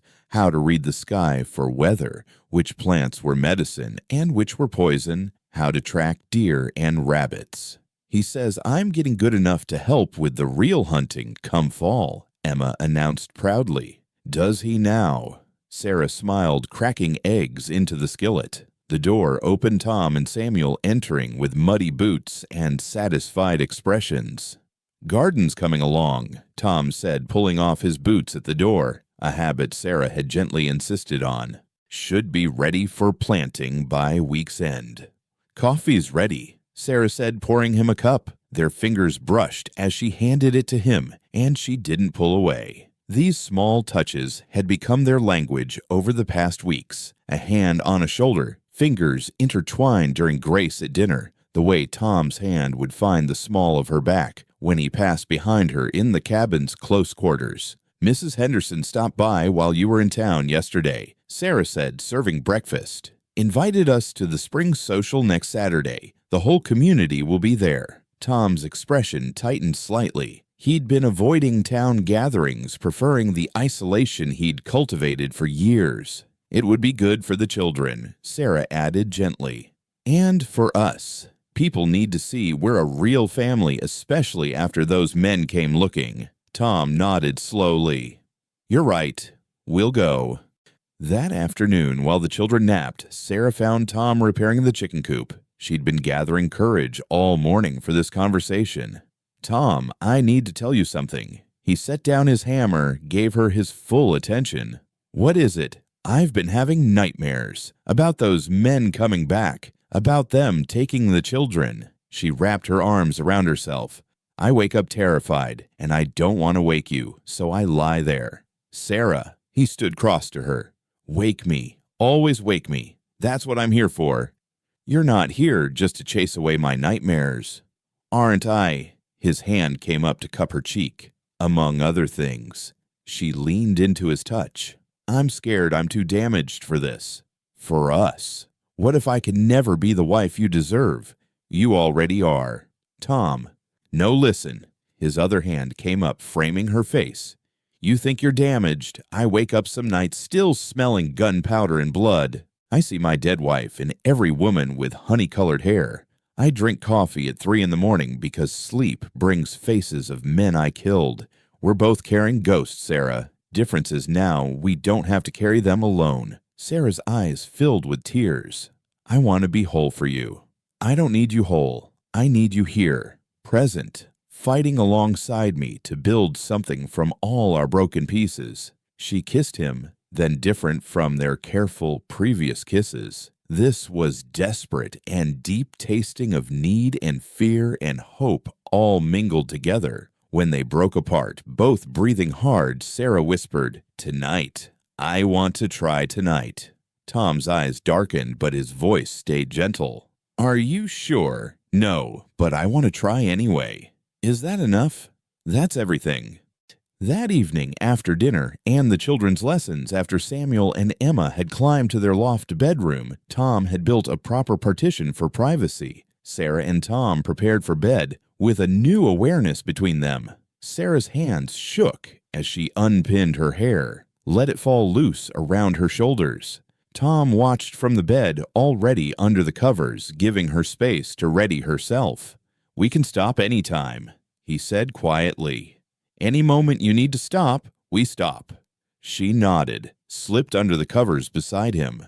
For a moment, they just lay there, facing each other, the weight of the moment pressing down. "I don't know how to be with someone gentle," Sarah whispered. "Then we'll learn together." He kissed her forehead first, then her temple, her cheek soft barely, Their kisses that asked permission with each touch. Sarah's hands came up to rest on his chest, feeling his heartbeat race under her palms. "You're nervous too," she said, surprised. "Terrified," he admitted. "I don't want to hurt you, don't want to remind you of—" She silenced him with a kiss. "You're nothing like him. Nothing." What followed was careful and tender, with stops and starts, with Sarah sometimes needing to pause to breathe, to remind herself where she was and who she was with. Tom was endlessly patient, whispering reassurances, pulling back when she needed space, waiting for her to come back to him. When they finally came together, it was with a gentleness that made Sarah weep, not from pain or fear, but from the overwhelming realization that this was what it was supposed to be. Connection, not conquest. Sharing, not taking. Afterward, they lay tangled together, Sarah's head on Tom's chest, his arms around her, like he was afraid she might disappear. "Are you all right?" he asked, pressing a kiss to her hair. "More than all right." She traced patterns on his chest, feeling brave in the darkness. "Tom, I think I might be falling in love with you." His arms tightened around her. "Might be. It's been so long since I felt it without fear attached. I'm not sure I remember what it's supposed to feel like." "How does it feel now?" Sarah considered. "Like spring. Like things I thought were dead starting to grow again." "Then I might be falling in love with you too." They fell asleep, like that, wrapped in each other, and the tentative beginnings of something that transcended their practical arrangement. The next days passed in a blur of preparation for the social. Sarah altered one of her better dresses, adding lace Tom had bought without her asking. She made new shirts for the children from fabric that appeared one day with no explanation beyond Tom's shrug. The morning of the social dawned bright and clear. Sarah braided Emma's hair with ribbons combed Samuel's until it lay flat briefly, and tried not to be nervous about their first real appearance as a family in the community. Tom appeared in the doorway, dressed in his best clothes, clean-shaven, looking younger and less worn than usual. "You clean up well, Mr. Brennan," Sarah said, appreciating the view. "You're beautiful, Mrs. Brennan," he replied, making her blush. The ride to town was filled with the children's excitement and questions. The social was held in the churchyard, tables laden with food, musicians tuning up, families spread across the grass. Their arrival caused a minor stir. Tom Brennan, the hermit, with a wife and children. People who hadn't seen him in years came to gawk and gossip. Mrs. Henderson was the first to approach, all smiles and curiosity. "Sarah, how wonderful you could come. And Tom, it's been ages since we've seen you at one of these gatherings." "Been busy," Tom said simply, his hand finding Sarah's waist. "I can see that." Mrs. Henderson's eyes twinkled. "Marriage suits you, both of you."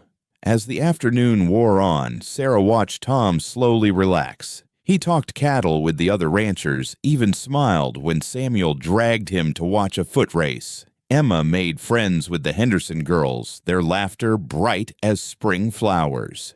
"Dance with me," Tom said, suddenly appearing at Sarah's elbow as the musicians struck up a waltz.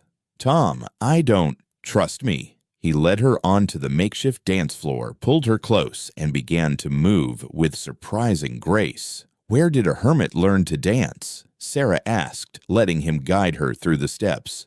"My mother insisted. Said a man who couldn't dance would never find a wife." And was she right? Took longer than she expected, but yes. He spun her, brought her back close, and for a moment, the rest of the world faded. There was just music and movement, and Tom's eyes on hers with an expression that made her heart race.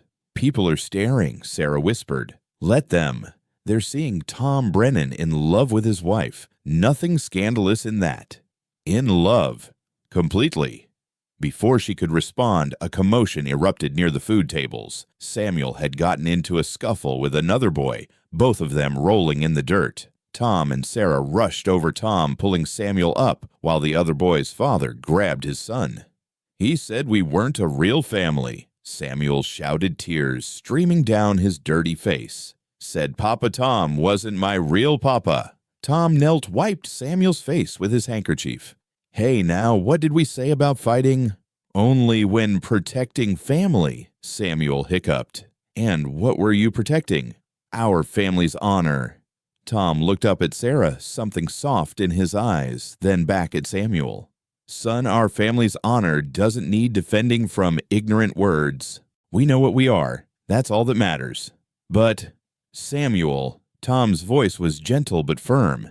Being a real family isn't about blood. It's about choice. I chose your mama, she chose me, and we both chose you and Emma. That makes us as real as any family there is.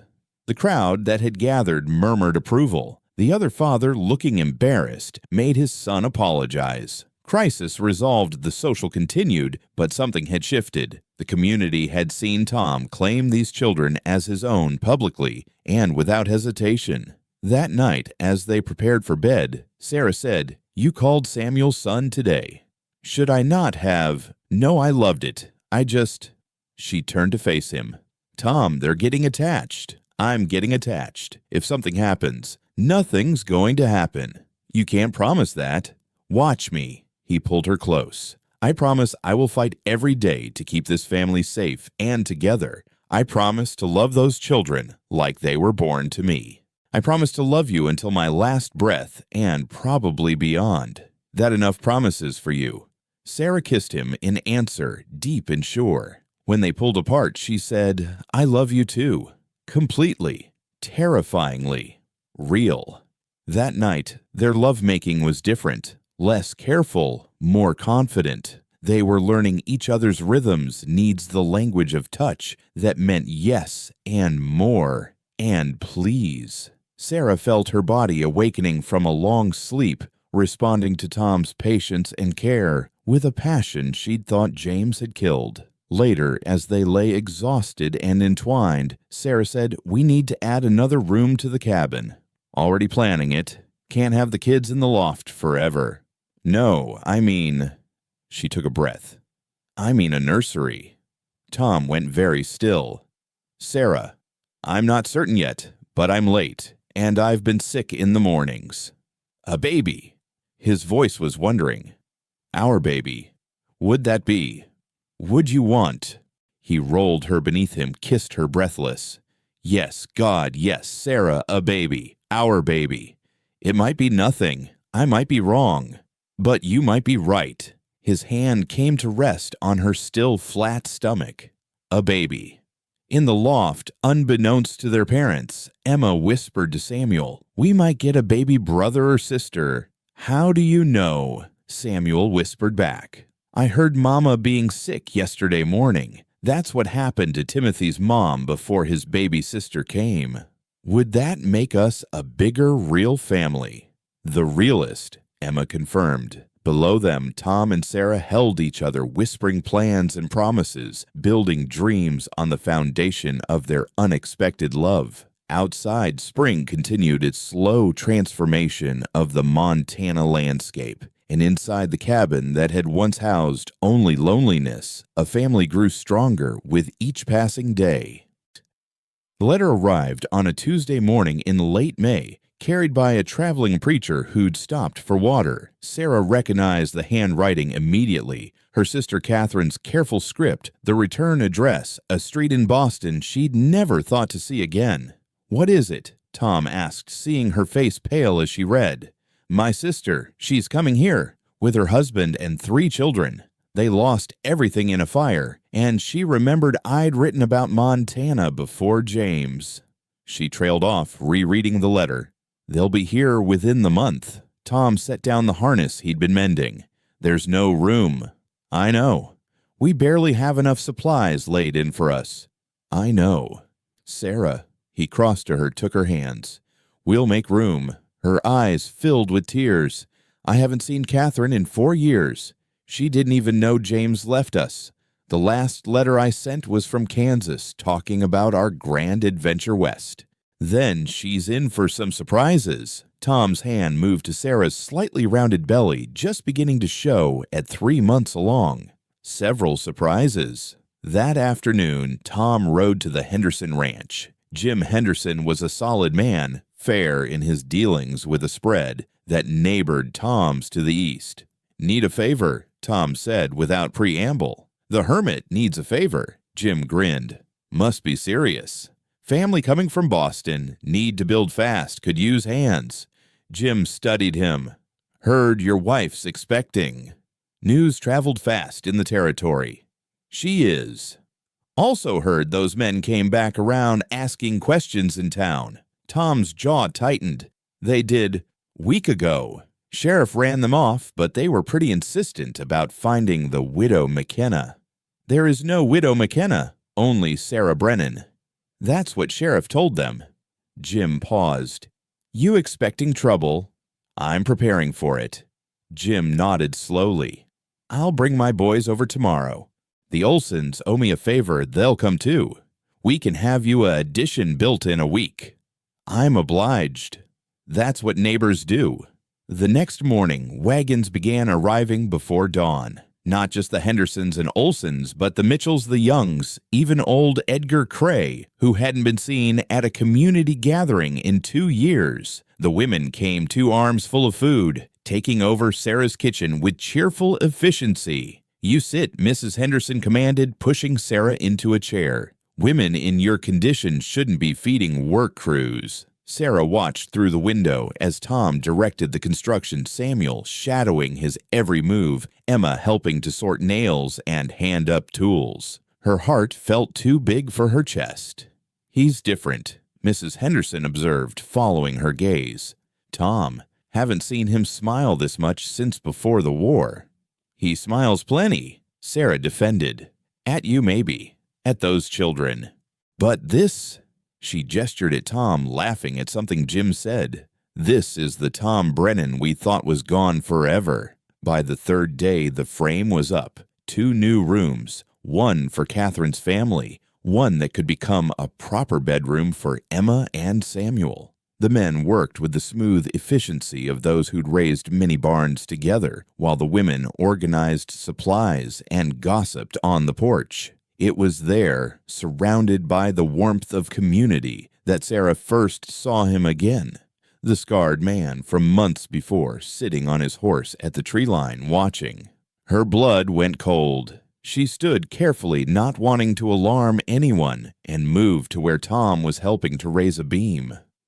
"Tom," she said quietly.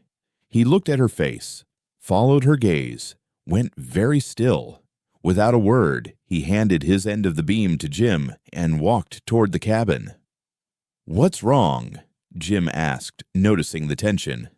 "Maybe nothing," Tom said, but he was already reaching for his rifle. "Maybe something." The other men noticed work slowing. Edgar Cray, old but sharp-eyed, spotted the rider. "That's Cole Harlan. What's he doing here?" "Looking for trouble," Tom said grimly. "He's the one who's been asking about your wife in town." Sheriff Watson said he'd come to help with the building too. "I told him to stay clear of decent folk." "Apparently he doesn't listen well." Tom stepped off the porch rifle, casual in his hands, but ready. The other men spread out behind him, a clear message of community solidarity. Cole Harlan rode closer, stopping just outside what would be considered polite distance. "Quite a gathering, Brennan," he called out. "Building something nice with all your friends." "State your business or move on," Tom replied. "Just wanted to see the woman who's got everyone so protective. Must be something special." "She's my wife. That's all you need to know." Cole's eyes found Sarah on the porch. "Ma'am, you look familiar. We ever meet before?" Sarah stepped forward, chin raised. "I've never had the misfortune. Funny, you look just like a woman who owed me money, but that woman wasn't pregnant, and her name was McKenna."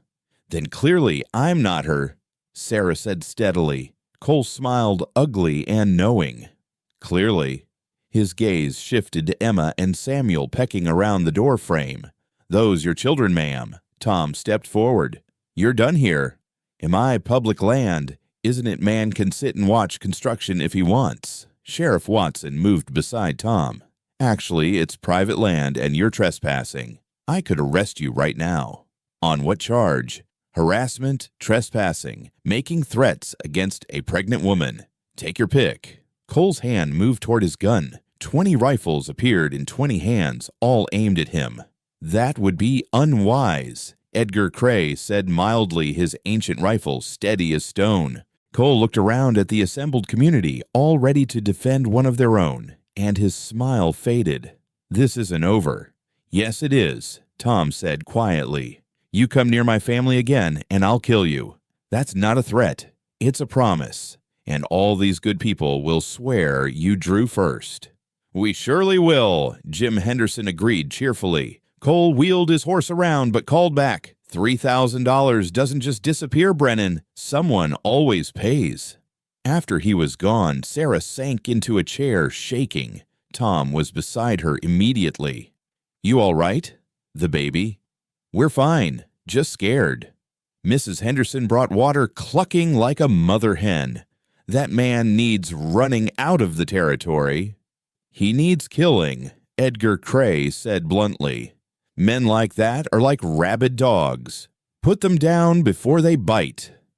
Not in front of the children, Sarah said quietly, but Emma had heard. That night, as Sarah tucked her in, the girl asked, Is that man going to hurt us?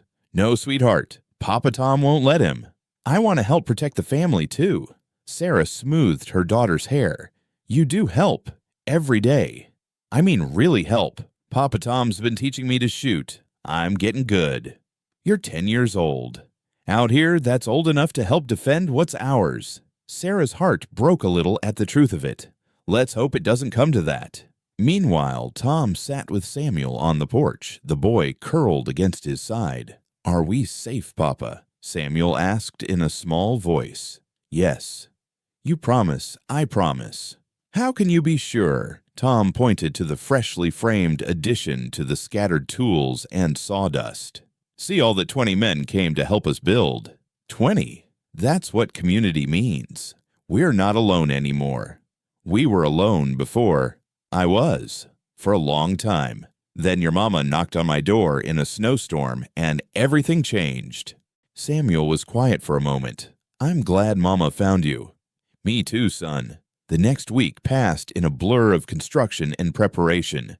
The addition was completed sturdy and weather-tight. Sarah threw herself into preparing for Catherine's arrival, grateful for the distraction from worry about Cole Harlan. The morning Catherine's wagon appeared on the horizon, Sarah was a bundle of nerves. She'd changed dresses twice, fixed her hair 3 times, and Tom finally had to physically stop her from reorganizing the pantry again. She's your sister. She'll be happy to see you no matter what. She doesn't know about you, about the marriage, the baby, any of it.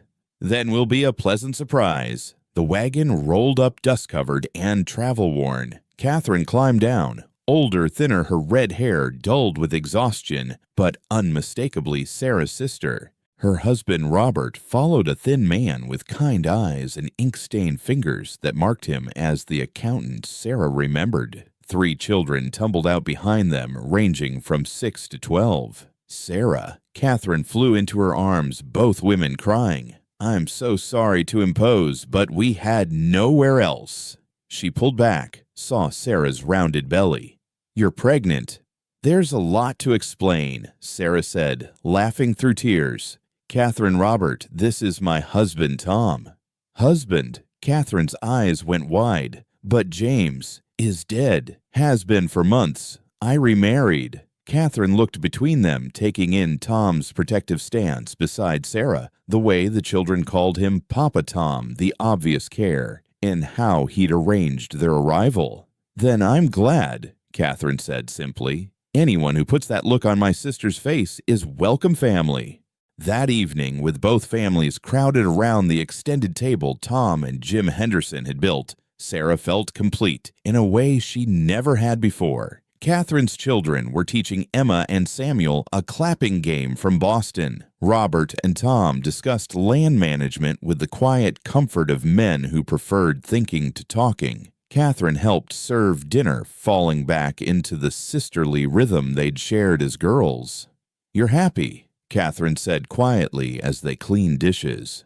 Really happy.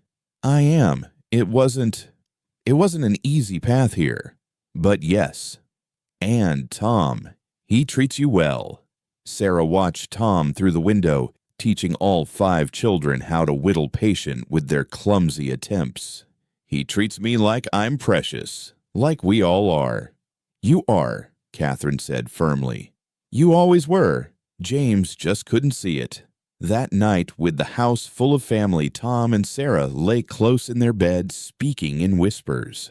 "Thank you," Sarah said, "for welcoming them, for building the rooms, for everything. They're your family. That makes them mine." Sarah kissed him soft and grateful. "I love you. I love you too." His hand rested on her belly. "All 3 of you." But outside, unknown to the sleeping family, Cole Harlan sat with his men planning. He'd found what he was looking for, proof that Sarah Brennan was indeed Sarah McKenna. Robert, exhausted from travel, had mentioned James in the saloon, confirmed the connection. "We go tomorrow night," Cole said. "During the new moon. No one expects trouble at a family gathering." Inside the cabin, Sarah woke with a start, that familiar cold fear creeping up her spine. Tom stirred beside her. "What is it?" "I don't know. Something feels wrong." Tom sat up listening. The night was quiet. Too quiet. No insects, no night birds. "Get everyone to the root cellar," he said quietly, reaching for his rifle. "Tom." Now Sarah. She didn't argue. The urgency in his voice sent her moving, waking Catherine and Robert, gathering the children. Tom woke Jim Henderson's oldest boy, who'd stayed to help with morning chores. "Ride to your father. Tell him we might have trouble. Go out of the back, stay low." The boy nodded and slipped out into the darkness. Tom positioned himself at the front window, watching. There, movement in the trees. More than one rider. "Tom Brennan!" Cole's voice rang out. "We've come to collect a debt. Send out the woman, and no one gets hurt." "The only thing you'll collect is lead if you come any closer," Tom called back. "You're outnumbered, Brennan. I've got 8 men. You've got what? Yourself and a house full of women and children." "I've got enough." "We'll burn you out if we have to." Robert appeared beside Tom Catherine's husband, the mild accountant. He held an old cavalry pistol with surprising steadiness.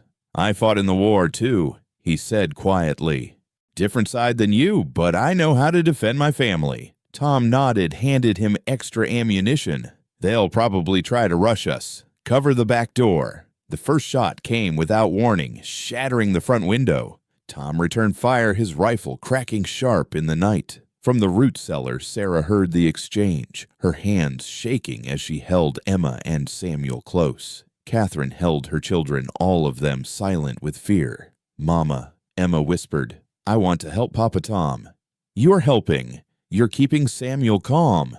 But Emma's jaw set with stubborn determination, so like her mother's. The firefight intensified. Tom could hear them trying to flank the cabin, Robert firing from the back. Then blessed relief. The sound of horses, lots of them riding hard. Jim Henderson's voice boomed out, "Cole Harlan, you're surrounded. Drop your weapons." The night erupted. It seemed like half the territory had come. The Hendersons, the Olson, Sheriff Watson with a proper posse. Cole's men, faced with overwhelming numbers, threw down their guns. But Cole himself wheeled his horse, tried to run. A single shot rang out, and he tumbled from his saddle. Edgar Cray lowered his ancient rifle. "Told you, rabid dogs need putting down." Sheriff Watson sighed. "Edgar, we talked about letting the law handle things." "I am the law. Been here longer than you, younger than the territory itself. Man threatens a pregnant woman and children. That's justice enough for me." The aftermath was swift. Cole's men were arrested, would face trial in Helena. Cole himself was buried without ceremony in an unmarked grave. The community rallied again, helping repair the damaged standing guard in shifts until everyone was certain the threat had passed.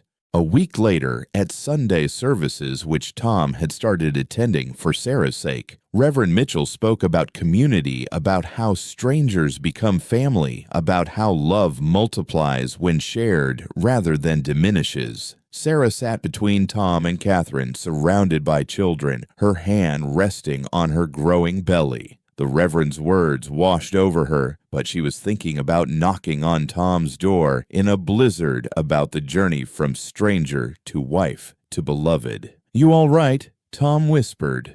"Perfect," she whispered back. "Absolutely perfect." That afternoon, the entire community gathered for a picnic by the creek. The children ran wild, playing elaborate games. The men discussed the upcoming harvest. The women shared gossip and recipes. Tom stood with the other husbands accepted into their brotherhood, fully at last. Sarah and Catherine sat by the water feet, bare in the grass, watching their children play together. "Remember when we were girls," Catherine said. "We used to plan our lives. We'd marry princes live in castles. Instead, you married an accountant, and I married a soldier-turned-rancher. And yet, here we are happier than any princess in any castle." Sarah laughed, then gasped, hand flying to her belly. "What is it?" Catherine asked, alarmed. "The baby. It's moving. Really moving for the first time." Tom was beside them in an instant, having seen Sarah's reaction from across the field. "Are you all right? Is the baby?" Sarah grabbed his hand, placed it on her belly. "Feel." His face transformed with wonder as he felt the flutter of movement. "Our baby." "Our baby," Sarah confirmed. Emma and Samuel ran over curious. Sarah let them feel, too, their faces lighting up with excitement. "It's like butterflies," Samuel exclaimed. "It's our brother or sister," Emma said solemnly. "Part of our family." As the sun set over the Montana mountains, painting the sky in shades of gold and rose, Sarah looked around at her assembled family, blood and chosen, old and new. The journey here had been brutal, marked by abandonment and fear and violence. But it had led to this moment, this community, this love. Tom's arm came around her shoulders, pulling her close. "What are you thinking?" "That I'm home. Really, truly home." "Good," he said, kissing her temple, "because I'm never letting you go." "Promise, I promise." And there, surrounded by family and friends, with new life growing inside her and love surrounding her, Sarah finally believed in promises again.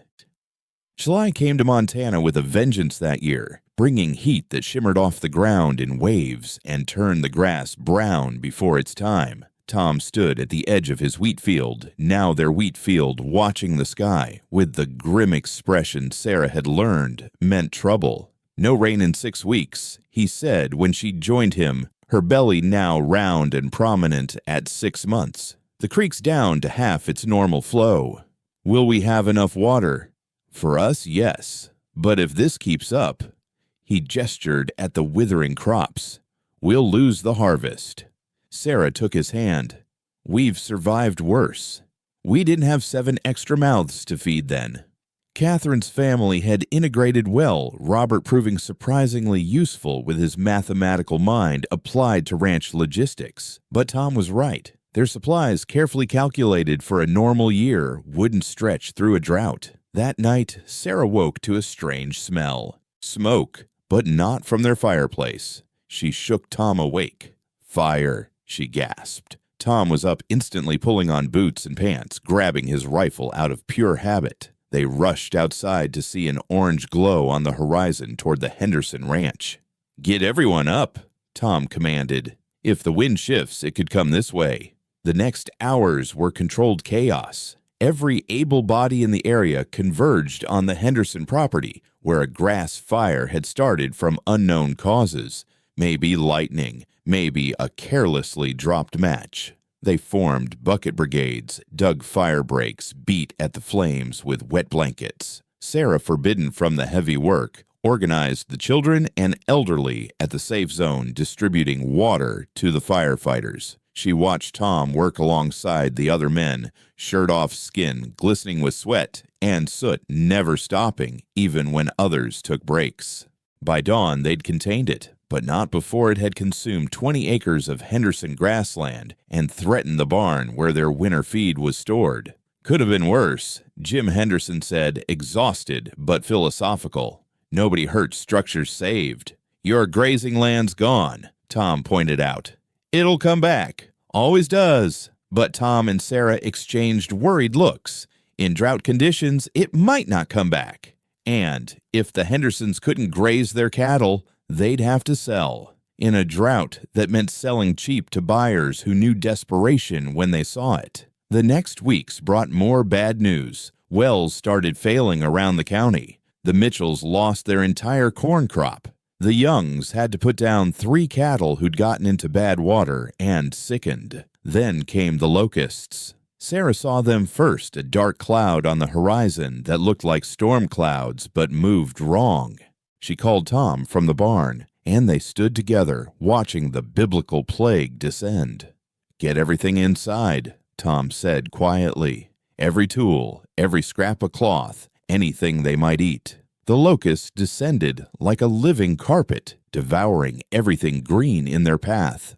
The garden Sarah had tended so carefully was stripped bare in minutes. The wheat field became stubble. Even the wooden handles of tools left outside were gnawed. Emma and Samuel pressed against the windows, watching in horrified fascination as the insects covered everything. "Is this the end of the world?" Samuel whispered. "No," Tom said firmly, pulling the boy close. "It's just a bad year. We've had them before, we'll have them again. We survived them by standing together." But privately, he was calculating. No wheat harvest meant no income. No garden meant no preserved vegetables for winter. The drought meant less grass for the cattle, maybe having to sell the herd before winter. With Sarah pregnant and 2 families to support. That night, after the locusts had moved on, leaving devastation behind, Tom found Sarah crying in their bedroom, trying to muffle the sound so the children wouldn't hear. "We're going to starve," she said baldly. "All of us. I brought my sister here to safety, and now—" "Stop!" Tom knelt beside her, took her face in his hands. "We're not going to starve. I won't let that happen." "How can you stop it? You can't make rain. You can't bring back the crops." "No, but I can hunt. I can trade. I can ask for help." "You hate asking for help." "I hate seeing you cry more." The next morning, Tom rode out early, returning late with news. "There's work in the mining camps. Dangerous, but it pays well. I could go for a month, maybe 2. "No." Sarah's response was immediate. "We don't separate. Not now, not with the baby coming." "Sarah, we need money." "Then we find another way." The other way came from an unexpected source. Robert Catherine's quiet accountant husband had been corresponding with contacts back east. He gathered the family after dinner. "I've found buyers for Montana beef," he announced. "Restaurant owners in Chicago. They'll pay premium prices for range-fed cattle 3 times what local buyers offer. The problem is getting them there," Tom pointed out. "That's a 1,000-mile drive." "Not drive, rail. The Northern Pacific Line just opened a spur to Billings. It's only 100 miles. We could drive the cattle there, ship them east." Tom was skeptical. "We, the whole community, pool our herds, share the costs and profits. I've run the numbers." Robert produced sheets covered in neat calculations. "Even with the drought losses, if we combine what's left, we could send 200 head. Enough to see everyone through winter and then some." It was ambitious. It was risky. It was their only real chance. The community meeting that night was tense. Ranchers who'd never pooled resources were being asked to trust each other with their survival. "What if we lose them on the drive?" Mitchell asked. "What if the buyers don't pay?" Young worried. "What if we do nothing?" Tom stood commanding attention. "We all know what happens then.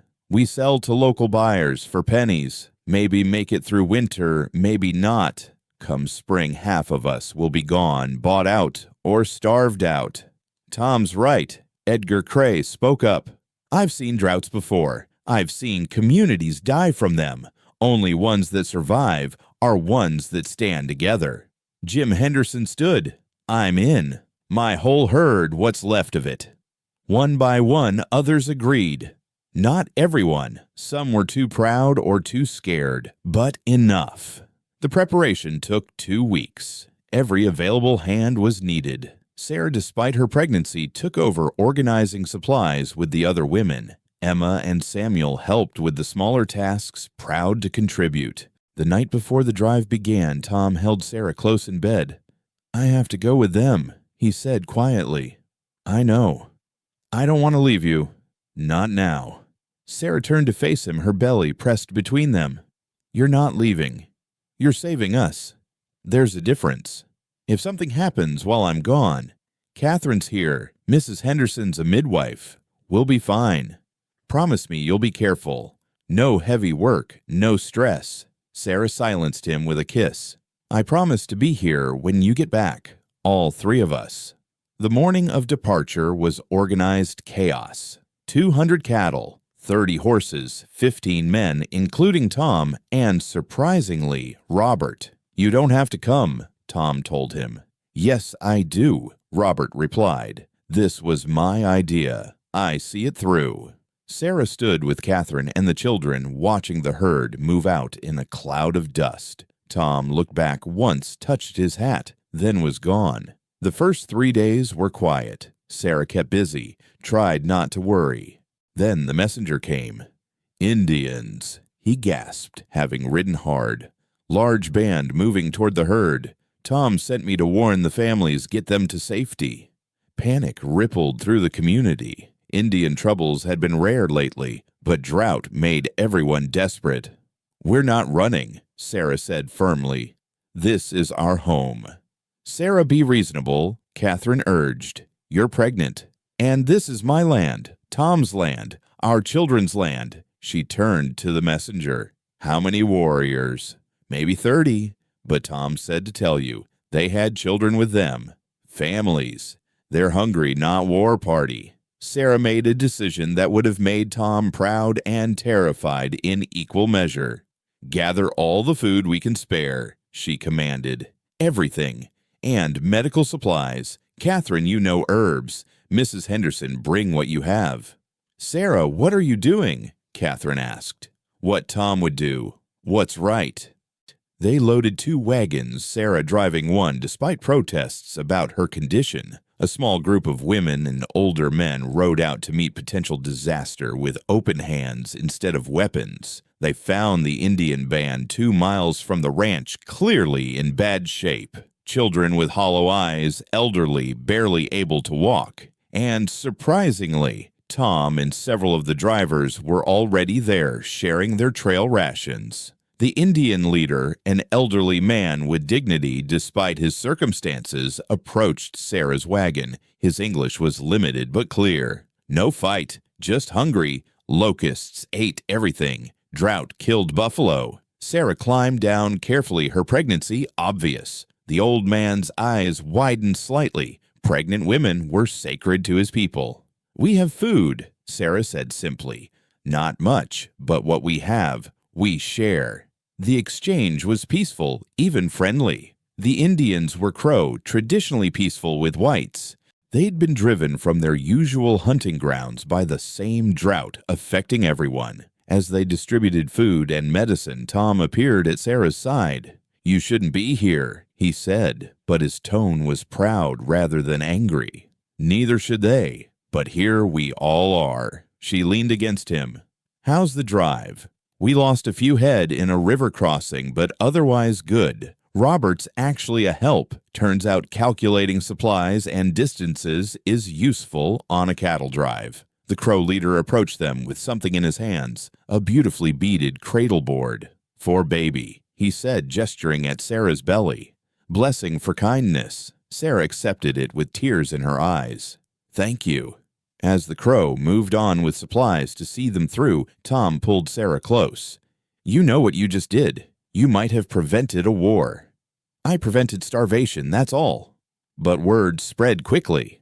Sarah Brennan, pregnant and fearless, had faced down potential Indian trouble with kindness instead of bullets. It became legend in the territory, growing with each telling. The cattle drive continued without major incident after that. Tom and the others reached Billings, sold the cattle for even more than Robert had predicted. The telegraph Tom sent back caused celebration, sold high. Everyone profits. Home soon. But nature wasn't done testing them. Sarah was in the garden trying to salvage anything the locusts might have missed when the pain started. Sharp wrong too early. She was only 7 months along. "Catherine," she called, then doubled over as another pain hit. The next hours were a blur of fear and pain. The baby was coming too early, and there was blood, too much blood. Mrs. Henderson was sent for arriving with her midwife's supplies and grim expression. "The baby's turned wrong," she said after examining Sarah, "and it's too early." "Can you fix it?" Catherine asked desperately. "I can try." Sarah drifted in and out of consciousness, aware of pain of voices of Emma and Samuel being kept away, but crying somewhere distant. She thought she heard horses, thought she heard Tom's voice, but that was impossible. He wasn't due back for days. But it was Tom having ridden ahead alone when a feeling of wrongness he couldn't explain had seized him. He burst into the bedroom, still covered in trail dust. "Sarah, Tom." Her voice was weak. "You came back." "I'll always come back." He took her hand, looked at Mrs. Henderson. "What do you need?" "Prayers, mostly, and steady hands. The baby needs turning, but Sarah's too weak to help." What followed was the longest hour of Tom's life. He held Sarah, gave her his strength to draw on whispered promises and pleas, while Mrs. Henderson worked with skill, born of decades of experience. Then finally a cry, weak but real. "It's a girl," we say, Mrs. Henderson announced, wrapping the tiny infant quickly. "Small, but fighting." Tom took his daughter with shaking hands, showed her to Sarah. "Look what you did. Look what we made." Sarah touched the baby's face with one trembling finger. "She's perfect." "What should we name her?" Tom thought of survival, of hope, of community pulling together against impossible odds. "Hope," he said. "Hope Margaret Brennan." "Hope," Sarah agreed, then her eyes fluttered closed. Sarah. "She's lost a lot of blood," Mrs. Henderson said. "The next day will tell." Tom didn't leave her side for that day. The community rallied again, neighbors taking shifts with the children, bringing food, offering prayers. The Crow leader even returned, bringing healing herbs his medicine woman swore would help. On the second morning, Sarah's fever broke. She opened her eyes to find Tom asleep in the chair beside her tiny Hope on his chest. Emma and Samuel curled at the foot of the bed like faithful dogs. "My family," she whispered. Tom's eyes flew open. "Sarah, thank God." "Is she all right?" "Hope." "She's perfect, strong like her mother." He moved carefully to place the baby in Sarah's arms.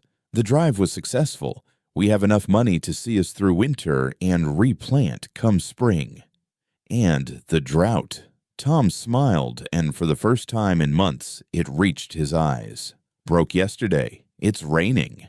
Sarah could hear it, then the steady patter on the roof, the sound of salvation. "We survived," she said wonderingly. "We did more than survive," Tom corrected. "We proved what we are, what this community is, unbreakable." Emma stirred, saw her mother awake, and flew into her arms, careful of the baby. Samuel followed, and soon the bed was full of family, all touching, all connected.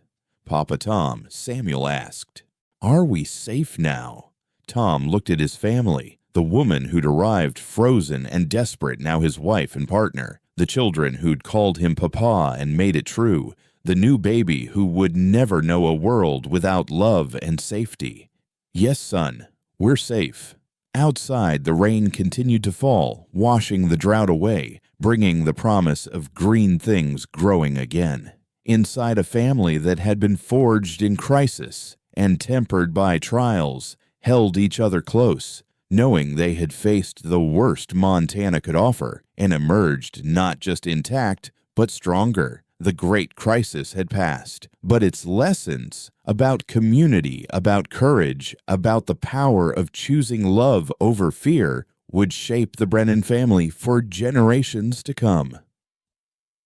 September arrived with golden light and the sweet smell of ripening grain from fields that had seemed dead just months before. Sarah stood on the porch, baby Hope nursing contentedly, watching Tom and Robert work with the new wheat crop that had sprung up after the drought broke. A smaller harvest than planned, but a miracle nonetheless. "Mama, look!" Samuel ran up proudly, displaying a basket of vegetables from the garden they'd replanted. The carrots came back bigger than before. "Sometimes things grow stronger after hardship," Sarah said, kissing his sun-warmed head. It had been 6 weeks since Hope's traumatic birth, and Sarah was finally feeling like herself again. Or rather, a new version of herself. Stronger, more certain. The woman who'd knocked on Tom's door in a blizzard felt like a stranger, now someone she'd once known but could barely remember. Letter came, Tom said, approaching with an envelope. From the territorial governor. Sarah's stomach clenched. Official letters rarely brought good news. She opened it, carefully read it twice, then looked up at Tom in amazement. "They're giving us a commendation, the whole community, but especially us, for exceptional service in preventing frontier conflict through compassionate intervention." Tom read over her shoulder. "There's more. They're granting us first rights to purchase the adjacent government land. 300 acres at settlement prices. Can we afford it? With the cattle money? Yes, barely, but yes." Emma, who'd been listening, asked, "Will we be rich then?" "No," Tom said, ruffling her hair. "But we'll have enough. Enough land for all of you children to have a piece someday." That evening, the entire extended family gathered for dinner. Sarah and Tom, their 3 children, Catherine and Robert with their 3. The table Tom had built now had to be extended twice, and the noise level would have once sent him fleeing to the barn. Now he sat at the head, baby Hope in one arm, carving the venison roast with his free hand, looking like a man who'd found his place in the world. "I have an announcement," Robert said, standing nervously. "I've been offered a position. The railroad wants me to manage their cattle shipping operations out of Billings." The table went quiet. Catherine reached for his hand. "It would mean moving there," Robert continued, "but it's good money, steady work. And after what we've been through," he looked at Tom and Sarah, "we've imposed enough." "You've never imposed," Sarah said firmly. "You're family." "Which is why we need our own place," Catherine said gently. "You gave us shelter when we had nothing. Now it's time to stand on our own feet again." Tom nodded slowly. "When?" "End of the month. After harvest." The news cast a bittersweet shadow over the meal, but Sarah understood. They'd all needed to learn to stand again after being knocked down. Catherine and Robert had found their footing. Now they needed to walk their own path. Later, as Tom and Sarah walked the perimeter of their land, their evening ritual when weather permitted, Hope sleeping against Tom's chest in a sling Sarah had made, they talked about the future. 300 more acres, Sarah mused. What will we do with it all? Whatever we want. Cattle, horses, maybe sheep. Samuel's taken to the animals, something fierce. Could see him running his own herd someday. And Emma. Tom smiled. That girl's got a head for business like Robert. Wouldn't surprise me if she ends up running the whole territory. And Hope. Tom kissed the baby's downy head. Too early to tell, but with you, for a mother, she'll be fierce and fearless. They paused at the spot where Tom was planning to build a proper barn big enough for an expanded operation. The old lean-to had served its purpose, but they were dreaming bigger now. "Tom," Sarah said suddenly, "I want to do something for the community, something lasting." "What kind of something? A school?" "A proper school. Emma and Samuel need better education than what I can give them, and there are more families settling all the time. We could build it on the corner of our land where it meets the main road." Tom considered. "That's a big undertaking. Bigger than anything we've already survived." He laughed. "No, I suppose not." "All right, we'll propose it at the harvest gathering." The harvest gathering was a tradition in the territory, After the crops were in, everyone came together to celebrate survival through another year. This year, after what they'd all endured, it felt more like a resurrection celebration. The Brennan Ranch was chosen to host, being central and having the most space. By noon, wagons were arriving from every direction. Tables groaned under the weight of shared food. Musicians tuned instruments. Children ran wild in packs, their laughter bright as bird song. Sarah watched it all from the porch. Hope in her arms, a deep contentment settling in her bones. This was what she'd never had with James, community belonging, the security of knowing these people would stand with them through anything. Sarah Brennan, old Edgar Cray called out approaching with his characteristic stomp. Heard you're proposing a school. News traveled fast. I am.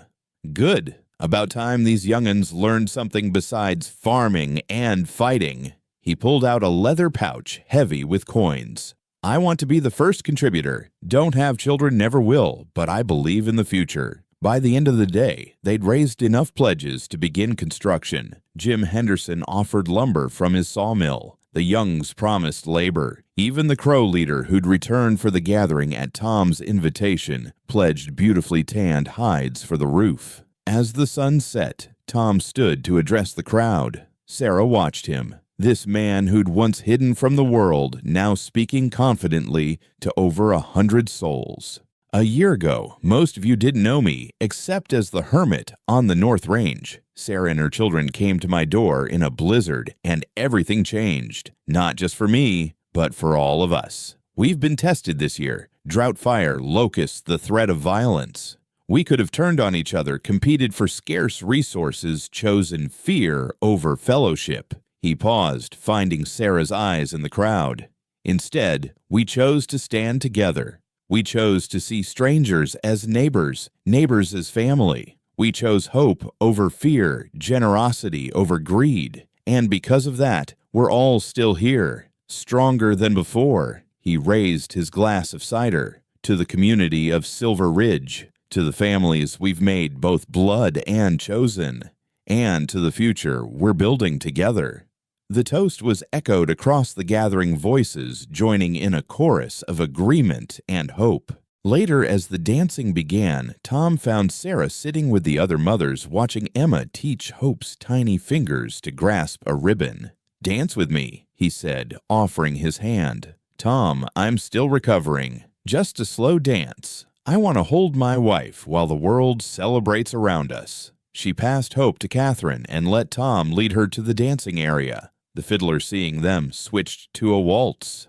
"Remember our first dance?" Tom asked, pulling her close. "At the spring social. You said people were seeing Tom Brennan in love with his wife." "They were. They still are." He spun her gently. "Sarah, I need to tell you something." "What?" "I'm happy. Completely, surprisingly, overwhelmingly happy. I didn't think I'd ever feel this way again after Margaret died. I thought contentment was the best I could hope for. But this, you the children, this life we've built, it's joy." Sarah's eyes filled with tears. "You saved us." "No, we saved each other."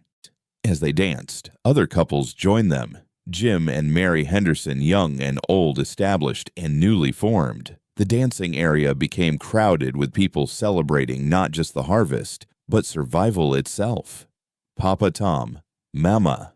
Samuel's voice cut through the music. "Come quick." Fear shot through both of them, but Samuel was grinning, not scared. He led them to where Emma stood at the edge of the gathering, pointing at the road. A lone rider approached, moving slowly, almost hesitantly. As he got closer, Sarah gasped. It was James, but not the James who'd left them to die. This man was gaunt, scarred, missing his left arm below the elbow. He stopped his horse well back from the gathering, clearly uncertain of his welcome. Tom's hand went to his gun. Sarah stopped him with a touch. "Let me," she said quietly. She walked toward her former husband, aware that the entire gathering had gone silent, watching. James dismounted awkwardly, favoring his right side. "Sarah," he said, voice rough, I heard you survived, made something of yourself out here." No thanks to you." He flinched. I know what I did was unforgivable. I'm not here to ask for forgiveness." "Then why are you here?" James looked past her to where Emma and Samuel stood, with Tom clearly seeing him as their father now. His face crumpled slightly. "I wanted to see, needed to know they were all right, that you were all right, before I face judgment." "Judgment?" "I'm dying, Sarah. Got myself shot in California exactly like you heard, but the wound went bad festered. Doctor says I've got weeks, maybe a month." He pulled out a leather folder. "I came to make it right as much as I can. Signed papers giving up all claims to the children. They're yours free and clear. And this." He handed her a bank draft, $3,000. "The money I owed. Won it in the last honest game I ever played right before the shooting. It's yours. Should have always been yours." Sarah stared at the draft, then at the man she'd once loved, then feared, then thought dead. James. "I don't expect anything. Not forgiveness, not acknowledgement, nothing. I needed to do one right thing before the end, to know that my children won't remember me only as the man who abandoned them." Sarah felt Tom's presence behind her, protective, but letting her handle this. "They don't remember you at all," she said quietly. "Samuel barely knew you, and Emma's chosen to forget. They have a father now. A real one." James nodded, tears tracking down his weathered face. "Good. That's good." He looked at Tom. "You're Brennan, the one who took them in." "I am. Thank you for being the man I couldn't be." Tom's voice was carefully neutral. "They make it easy." James mounted his horse with difficulty, looked once more at the family that had been his now thriving without him. "Be happy, Sarah. You deserve it." He rode away without looking back. Sarah stood holding the bank draft, shaking slightly. Tom's arms came around her from behind. "You all right?" "I don't know. I thought I'd feel angry if I ever saw him again, or satisfied. Instead, I just feel sad for the man he could have been." "That money could build the school," Tom said practically. Sarah laughed, slightly hysterical. James McKenna finally contributing to his children's education. There's irony. They returned to the gathering, where speculation ran wild, but no one dared ask directly. Sarah handed the draft to Robert. "For the school fund," she said simply. The party continued, but with a different energy now. A sense that the past had finally been laid to rest. The ghosts that had haunted Sarah were gone, exorcised by James's broken appearance and Tom's solid presence. That night, after the guests had gone and the children were asleep, Sarah and Tom stood in their bedroom, Hope sleeping peacefully in her cradle. "It's over," Sarah said wonderingly. "All the fear, the running, the looking over my shoulder. It's really over." "No," Tom corrected, pulling her close. "It's beginning. Our real life without shadows from the past starts now." Sarah kissed him deep and sure. "Then let's begin." They made love with a freedom they'd never quite achieved before the last barriers of fear and doubt finally dissolved. Afterward, they lay entwined, planning their future. The school, the expanded ranch, maybe more children. "I want to plant an orchard," Sarah said suddenly. "Apples and pears. Something that will outlast us, that Hope's children will harvest. We'll plant it together, this spring. Everything together from now on. Everything." Tom agreed. As dawn approached, bringing the first frost of autumn, the Brennan Ranch stood solid and prosperous against the Montana landscape. In the main house, a family that had been assembled from broken pieces slept peacefully. In the addition, Catherine and Robert packed for their new adventure. And in the cradle beside the bed, Hope Margaret Brennan, born of crisis, but named for the future, stirred in her sleep and smiled. The past was settled. The present was secure. The future stretched ahead, golden as wheat, promising as spring rain, solid as the love that had built this unexpected family. They had been tested by every hardship the frontier could offer. They had not merely survived, they had triumphed. And in that triumph, they had discovered the greatest truth of all, that family is not made by blood or law, but by choice, by courage, and by the daily decision to stand together against whatever storms might come. 5 years later, spring 1879. The apple trees were blooming. Sarah stood in the orchard they'd planted together, Hope on her hip, watching Tom teach Samuel how to graft new branches onto the established trees. At 12, Samuel had grown tall and lean, his hands gentle with growing things, his voice beginning to crack with approaching manhood. "See here," Tom explained patiently. "The cut has to be clean at just the right angle. The tree has to accept the new branch as part of itself. Like how you accepted us," Samuel said, simply concentrating on his cut. Tom's hand stilled for a moment, then ruffled the boy's hair. "Exactly like that." Sarah smiled, adjusting Hope on her hip. At 5, their daughter was a force of nature. Tom's steady strength mixed with Sarah's fierce determination, wrapped in a package of red curls and grass-stained dresses. "Mama, can I help?" Hope asked, squirming to get down. "When you're bigger, sweetheart." "I'm big now." "Not quite big enough." Emma emerged from the schoolhouse, the one they'd built with James's money and the community's sweat. At 15, she'd grown beautiful and sharp, helping to teach the younger children while continuing her own studies with books Tom ordered from Denver. "Mama, Mrs. Henderson says the new teacher will arrive next week," Emma announced. "From Boston with real credentials. Then you'll finally have someone who can keep up with you," Sarah said, pride evident in her voice. "I want to go to college," Emma said suddenly. "The women's college in Massachusetts. Mrs. Henderson says they accept frontier girls if they can pass the examinations." Sarah and Tom exchanged glances. They'd been expecting this saving for it, actually. "Then you'll go," Tom said simply. "If that's what you want." Emma flew into his arms. "Thank you, Papa." The word Papa, no longer qualified with Tom, still made his eyes soft every time. The sound of wagons interrupted the moment. Multiple wagons from the sound of it. Tom handed his grafting knife to Samuel, moved to where he could see the road.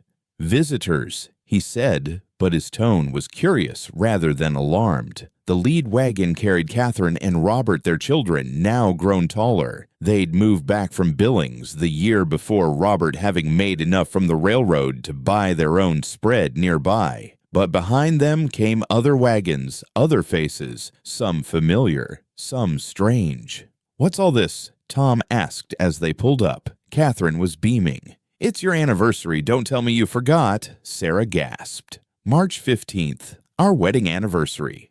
6 years, Tom said wonderingly. "Sometimes feels like yesterday, sometimes like a lifetime." "The community wanted to celebrate," Jim Henderson called out from his wagon. "Seeing as how your wedding was the start of something bigger than just you two." People poured out of the wagons, neighbors, friends, even some of the Crow band they'd helped during the drought, including the old leader with gifts. "We can't host all these people," Sarah protested, but she was laughing. "You don't have to," Mary Henderson said. "We brought everything." And they had. Tables appeared as if by magic. Food materialized from wagon beds. Musicians unpacked instruments. Within an hour, the Brennan Ranch had transformed into a festival ground. Old Edgar Cray, even more ancient but still spry, cornered Tom. Built something, haven't you, boy, from hermit to patriarch in 6 years. "I had help," Tom said, watching Sarah orchestrate the chaos with Hope still on her hip, directing table placement and food arrangement with the efficiency of a general. "The right woman makes all the difference," Edgar agreed. "Your Margaret would be happy for you, you know. This life, this family, it honors her memory by showing you learn how to live again." Tom's throat tightened. "You think so? I know so. The dead don't want us to die with them, son. They want us to live twice as hard, love twice as deep in their honor." As the sun reached its peak, Reverend Mitchell called for attention. He was older now, white-haired, but his voice still carried. Friends were gathered here to celebrate not just a marriage, but a miracle. 6 years ago, Tom Brennan was a ghost, haunting his own life. Sarah McKenna was a desperate woman with 2 children and no hope. Today, look around you.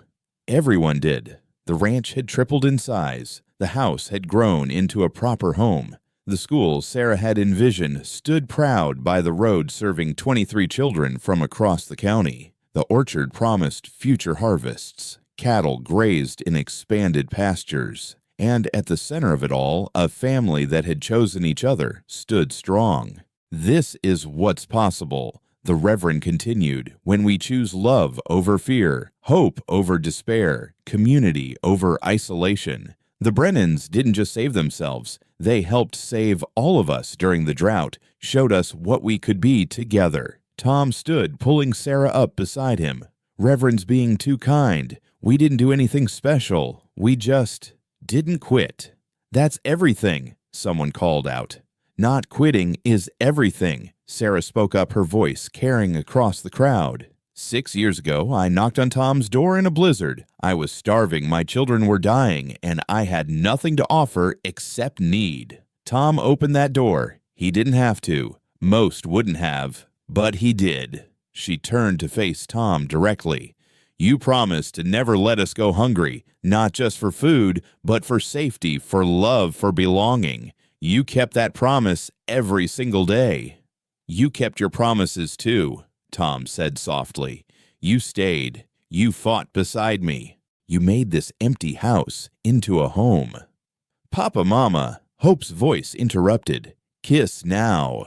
Laughter rippled through the crowd. Tom and Sarah obliged kissing to cheers and applause. The party continued into the evening. Stories were shared of the drought, the locusts, the cattle drive that saved them all. Newer settlers heard the tales with awe, understanding better the community they'd joined. As the sun began to set, painting the Montana sky in shades of gold and rose, Sarah found herself standing apart for a moment, watching it all. Emma was dancing with the Henderson boy, closely watched by Tom. Samuel was showing younger boys how to whittle patience, as Tom had taught him to be. Hope was asleep in Catherine's arms, worn out from running wild with the other young children.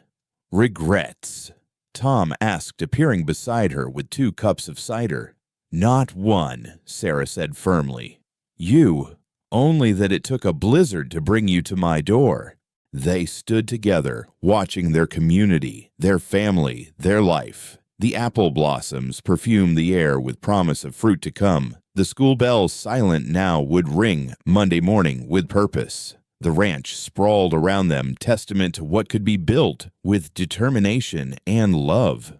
Tom, Sarah said suddenly, I'm pregnant again. He turned to her, eyes wide. Again? You're sure? Very sure. Due in the fall. Tom set down his cider, pulled her close. Another baby. Sarah, we're going to need a bigger house. We're going to need a bigger table. She laughed against his chest. Mama, Samuel called out. Papa, they want you to dance. They rejoined the party, dancing as the stars emerged one by one. The fiddler played the same waltz from their first dance as a married couple, and couples joined them on the makeshift floor. Young and old, established, and new, all part of the tapestry of community they'd helped weave. As the evening wound down, the old Crow leader approached with a gift, a blanket intricately woven with symbols. Story blanket, he explained in his improved English. Show's journey. Storm here, he pointed to dark swirls at one corner. Meeting here, a convergence of lines. Growth here, spreading patterns like branches. Future here, open space waiting to be filled. It's beautiful, Sarah breathed, tracing the patterns. For new baby, the leader said, smiling. And babies after. Story continues. As the guests began to leave, each family stopped to say goodbye, to press Tom and Sarah's hands, to thank them again for things done years ago, but not forgotten. The community had a long memory for kindness, Finally, only family remained. Catherine and Robert's children had taken Emma and Samuel for a cousin sleepover, giving Tom and Sarah a rare night with just Hope, who was sound asleep in her bed. They stood on their porch, the same porch where Sarah had first seen Tom face down 3 armed men for her, where they'd made so many decisions that shaped their future. "Did you ever imagine this?" Sarah asked. "When you were alone here, hiding from the world?" "Never. I thought my life was over. Thought I was just marking time until I could join Margaret and Rose.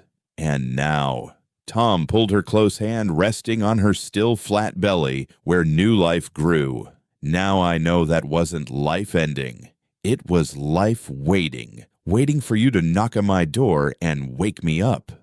"We woke each other up," Sarah corrected. They went inside to the bed they'd shared for 6 years, to the life they'd built from frozen desperation and lonely exile. As they lay together, Sarah traced the scars on Tom's chest, from the war, from the fights, to protect them from the hard work of building their ranch. "Every scar tells a story," she murmured. "What story do they tell?" "That Tom Brennan is a man who doesn't quit, who stands between his family and harm, who keeps his promises." "What about your scars?" He touched the thin line on her arm gift from James's temper, now faded to silver. "They tell the story of Sarah Brennan, who survived long enough to find where she belonged. They made love slowly, tenderly, with the deep knowledge of partners who'd weathered every storm together. Afterward, they lay entwined, listening to the night sounds, wind in the apple trees, cattle lowing in the distance, the creak of their solid house, settling for the night." "Tom," Sarah said into the darkness. Tell me about the future. What do you see?" Tom was quiet for a moment, considering. "I see Samuel taking over the ranch someday, married to a girl who loves the land like he does. I see Emma coming back from college, maybe starting a school for girls, or becoming one of those lady doctors they're starting to allow. I see Hope growing up fierce and free, never knowing a day of hunger or fear. And the new baby. The new baby will be born into a world where they're wanted, cherished, protected, where they'll know from first breath that they belong. And us. We'll grow old together. Sit on this porch watching grandchildren play in the orchard we planted. We'll remember the blizzard that brought you to my door. We'll tell the story to anyone who'll listen about how 2 broken people built something whole." "It's a good story," Sarah said sleepily. "The best," Tom agreed. As they drifted toward sleep, Sarah had one more thought. "Tom, what if James had never left us? What if none of the bad things had happened?" Tom pulled her closer. "Then you wouldn't have knocked on my door. We wouldn't have chosen each other. Samuel wouldn't have a father who teaches him patience. Emma wouldn't have a father who believes she can do anything. Hope wouldn't exist. This community might have fractured during the drought. Everything would be different." "So you're saying the bad led to the good?" "I'm saying sometimes the worst storms blow us exactly where we need to be." Sarah smiled against his chest. "Then thank God for blizzards. Thank God for strong women who don't quit. Thank God for hermits who open doors. Thank God for second chances." Outside, clouds gathered promising spring rain for the newly planted fields. The apple trees stood in neat rows, their blossoms pale in the moonlight, roots deep in Montana soil. The schoolhouse waited for Monday's lessons. The barn sheltered animals that would feed and sustain multiple families. And in the solid house that had grown from a lonely cabin, a family that had been assembled from loss and found in love slept peacefully. The promise had been simple: marry me, and I'll never let you go hungry. It had been kept, and in the keeping had grown into something infinitely larger. Never let you go unloved. Never let you go unprotected. Never let you go. And they never would. The Montana territory stretched endless around them, still wild, still dangerous, still demanding. But the Brennan Ranch stood as testament to a truth as old as humanity itself, that love, real love, the kind that chooses daily to stand against the storm, can transform any wilderness into home. The story that had begun with abandonment and desperation, with a knock on a door in a killing blizzard, ended as all the best stories do. Not with an ending at all, but with a continuation. Children would grow, seasons would turn, challenges would come. But the family forged in winter's fury and tempered by trial would endure, their roots deep as apple trees, their bonds strong as Montana granite, their love as endless as the prairie sky. The promise had been kept. The family was whole. The future was theirs. And somewhere in the distance, another storm was building, ready to blow other desperate souls toward doors that might open toward chances, that might save them, toward love, that might transform them. Because that's what storms do in the end. They bring us home.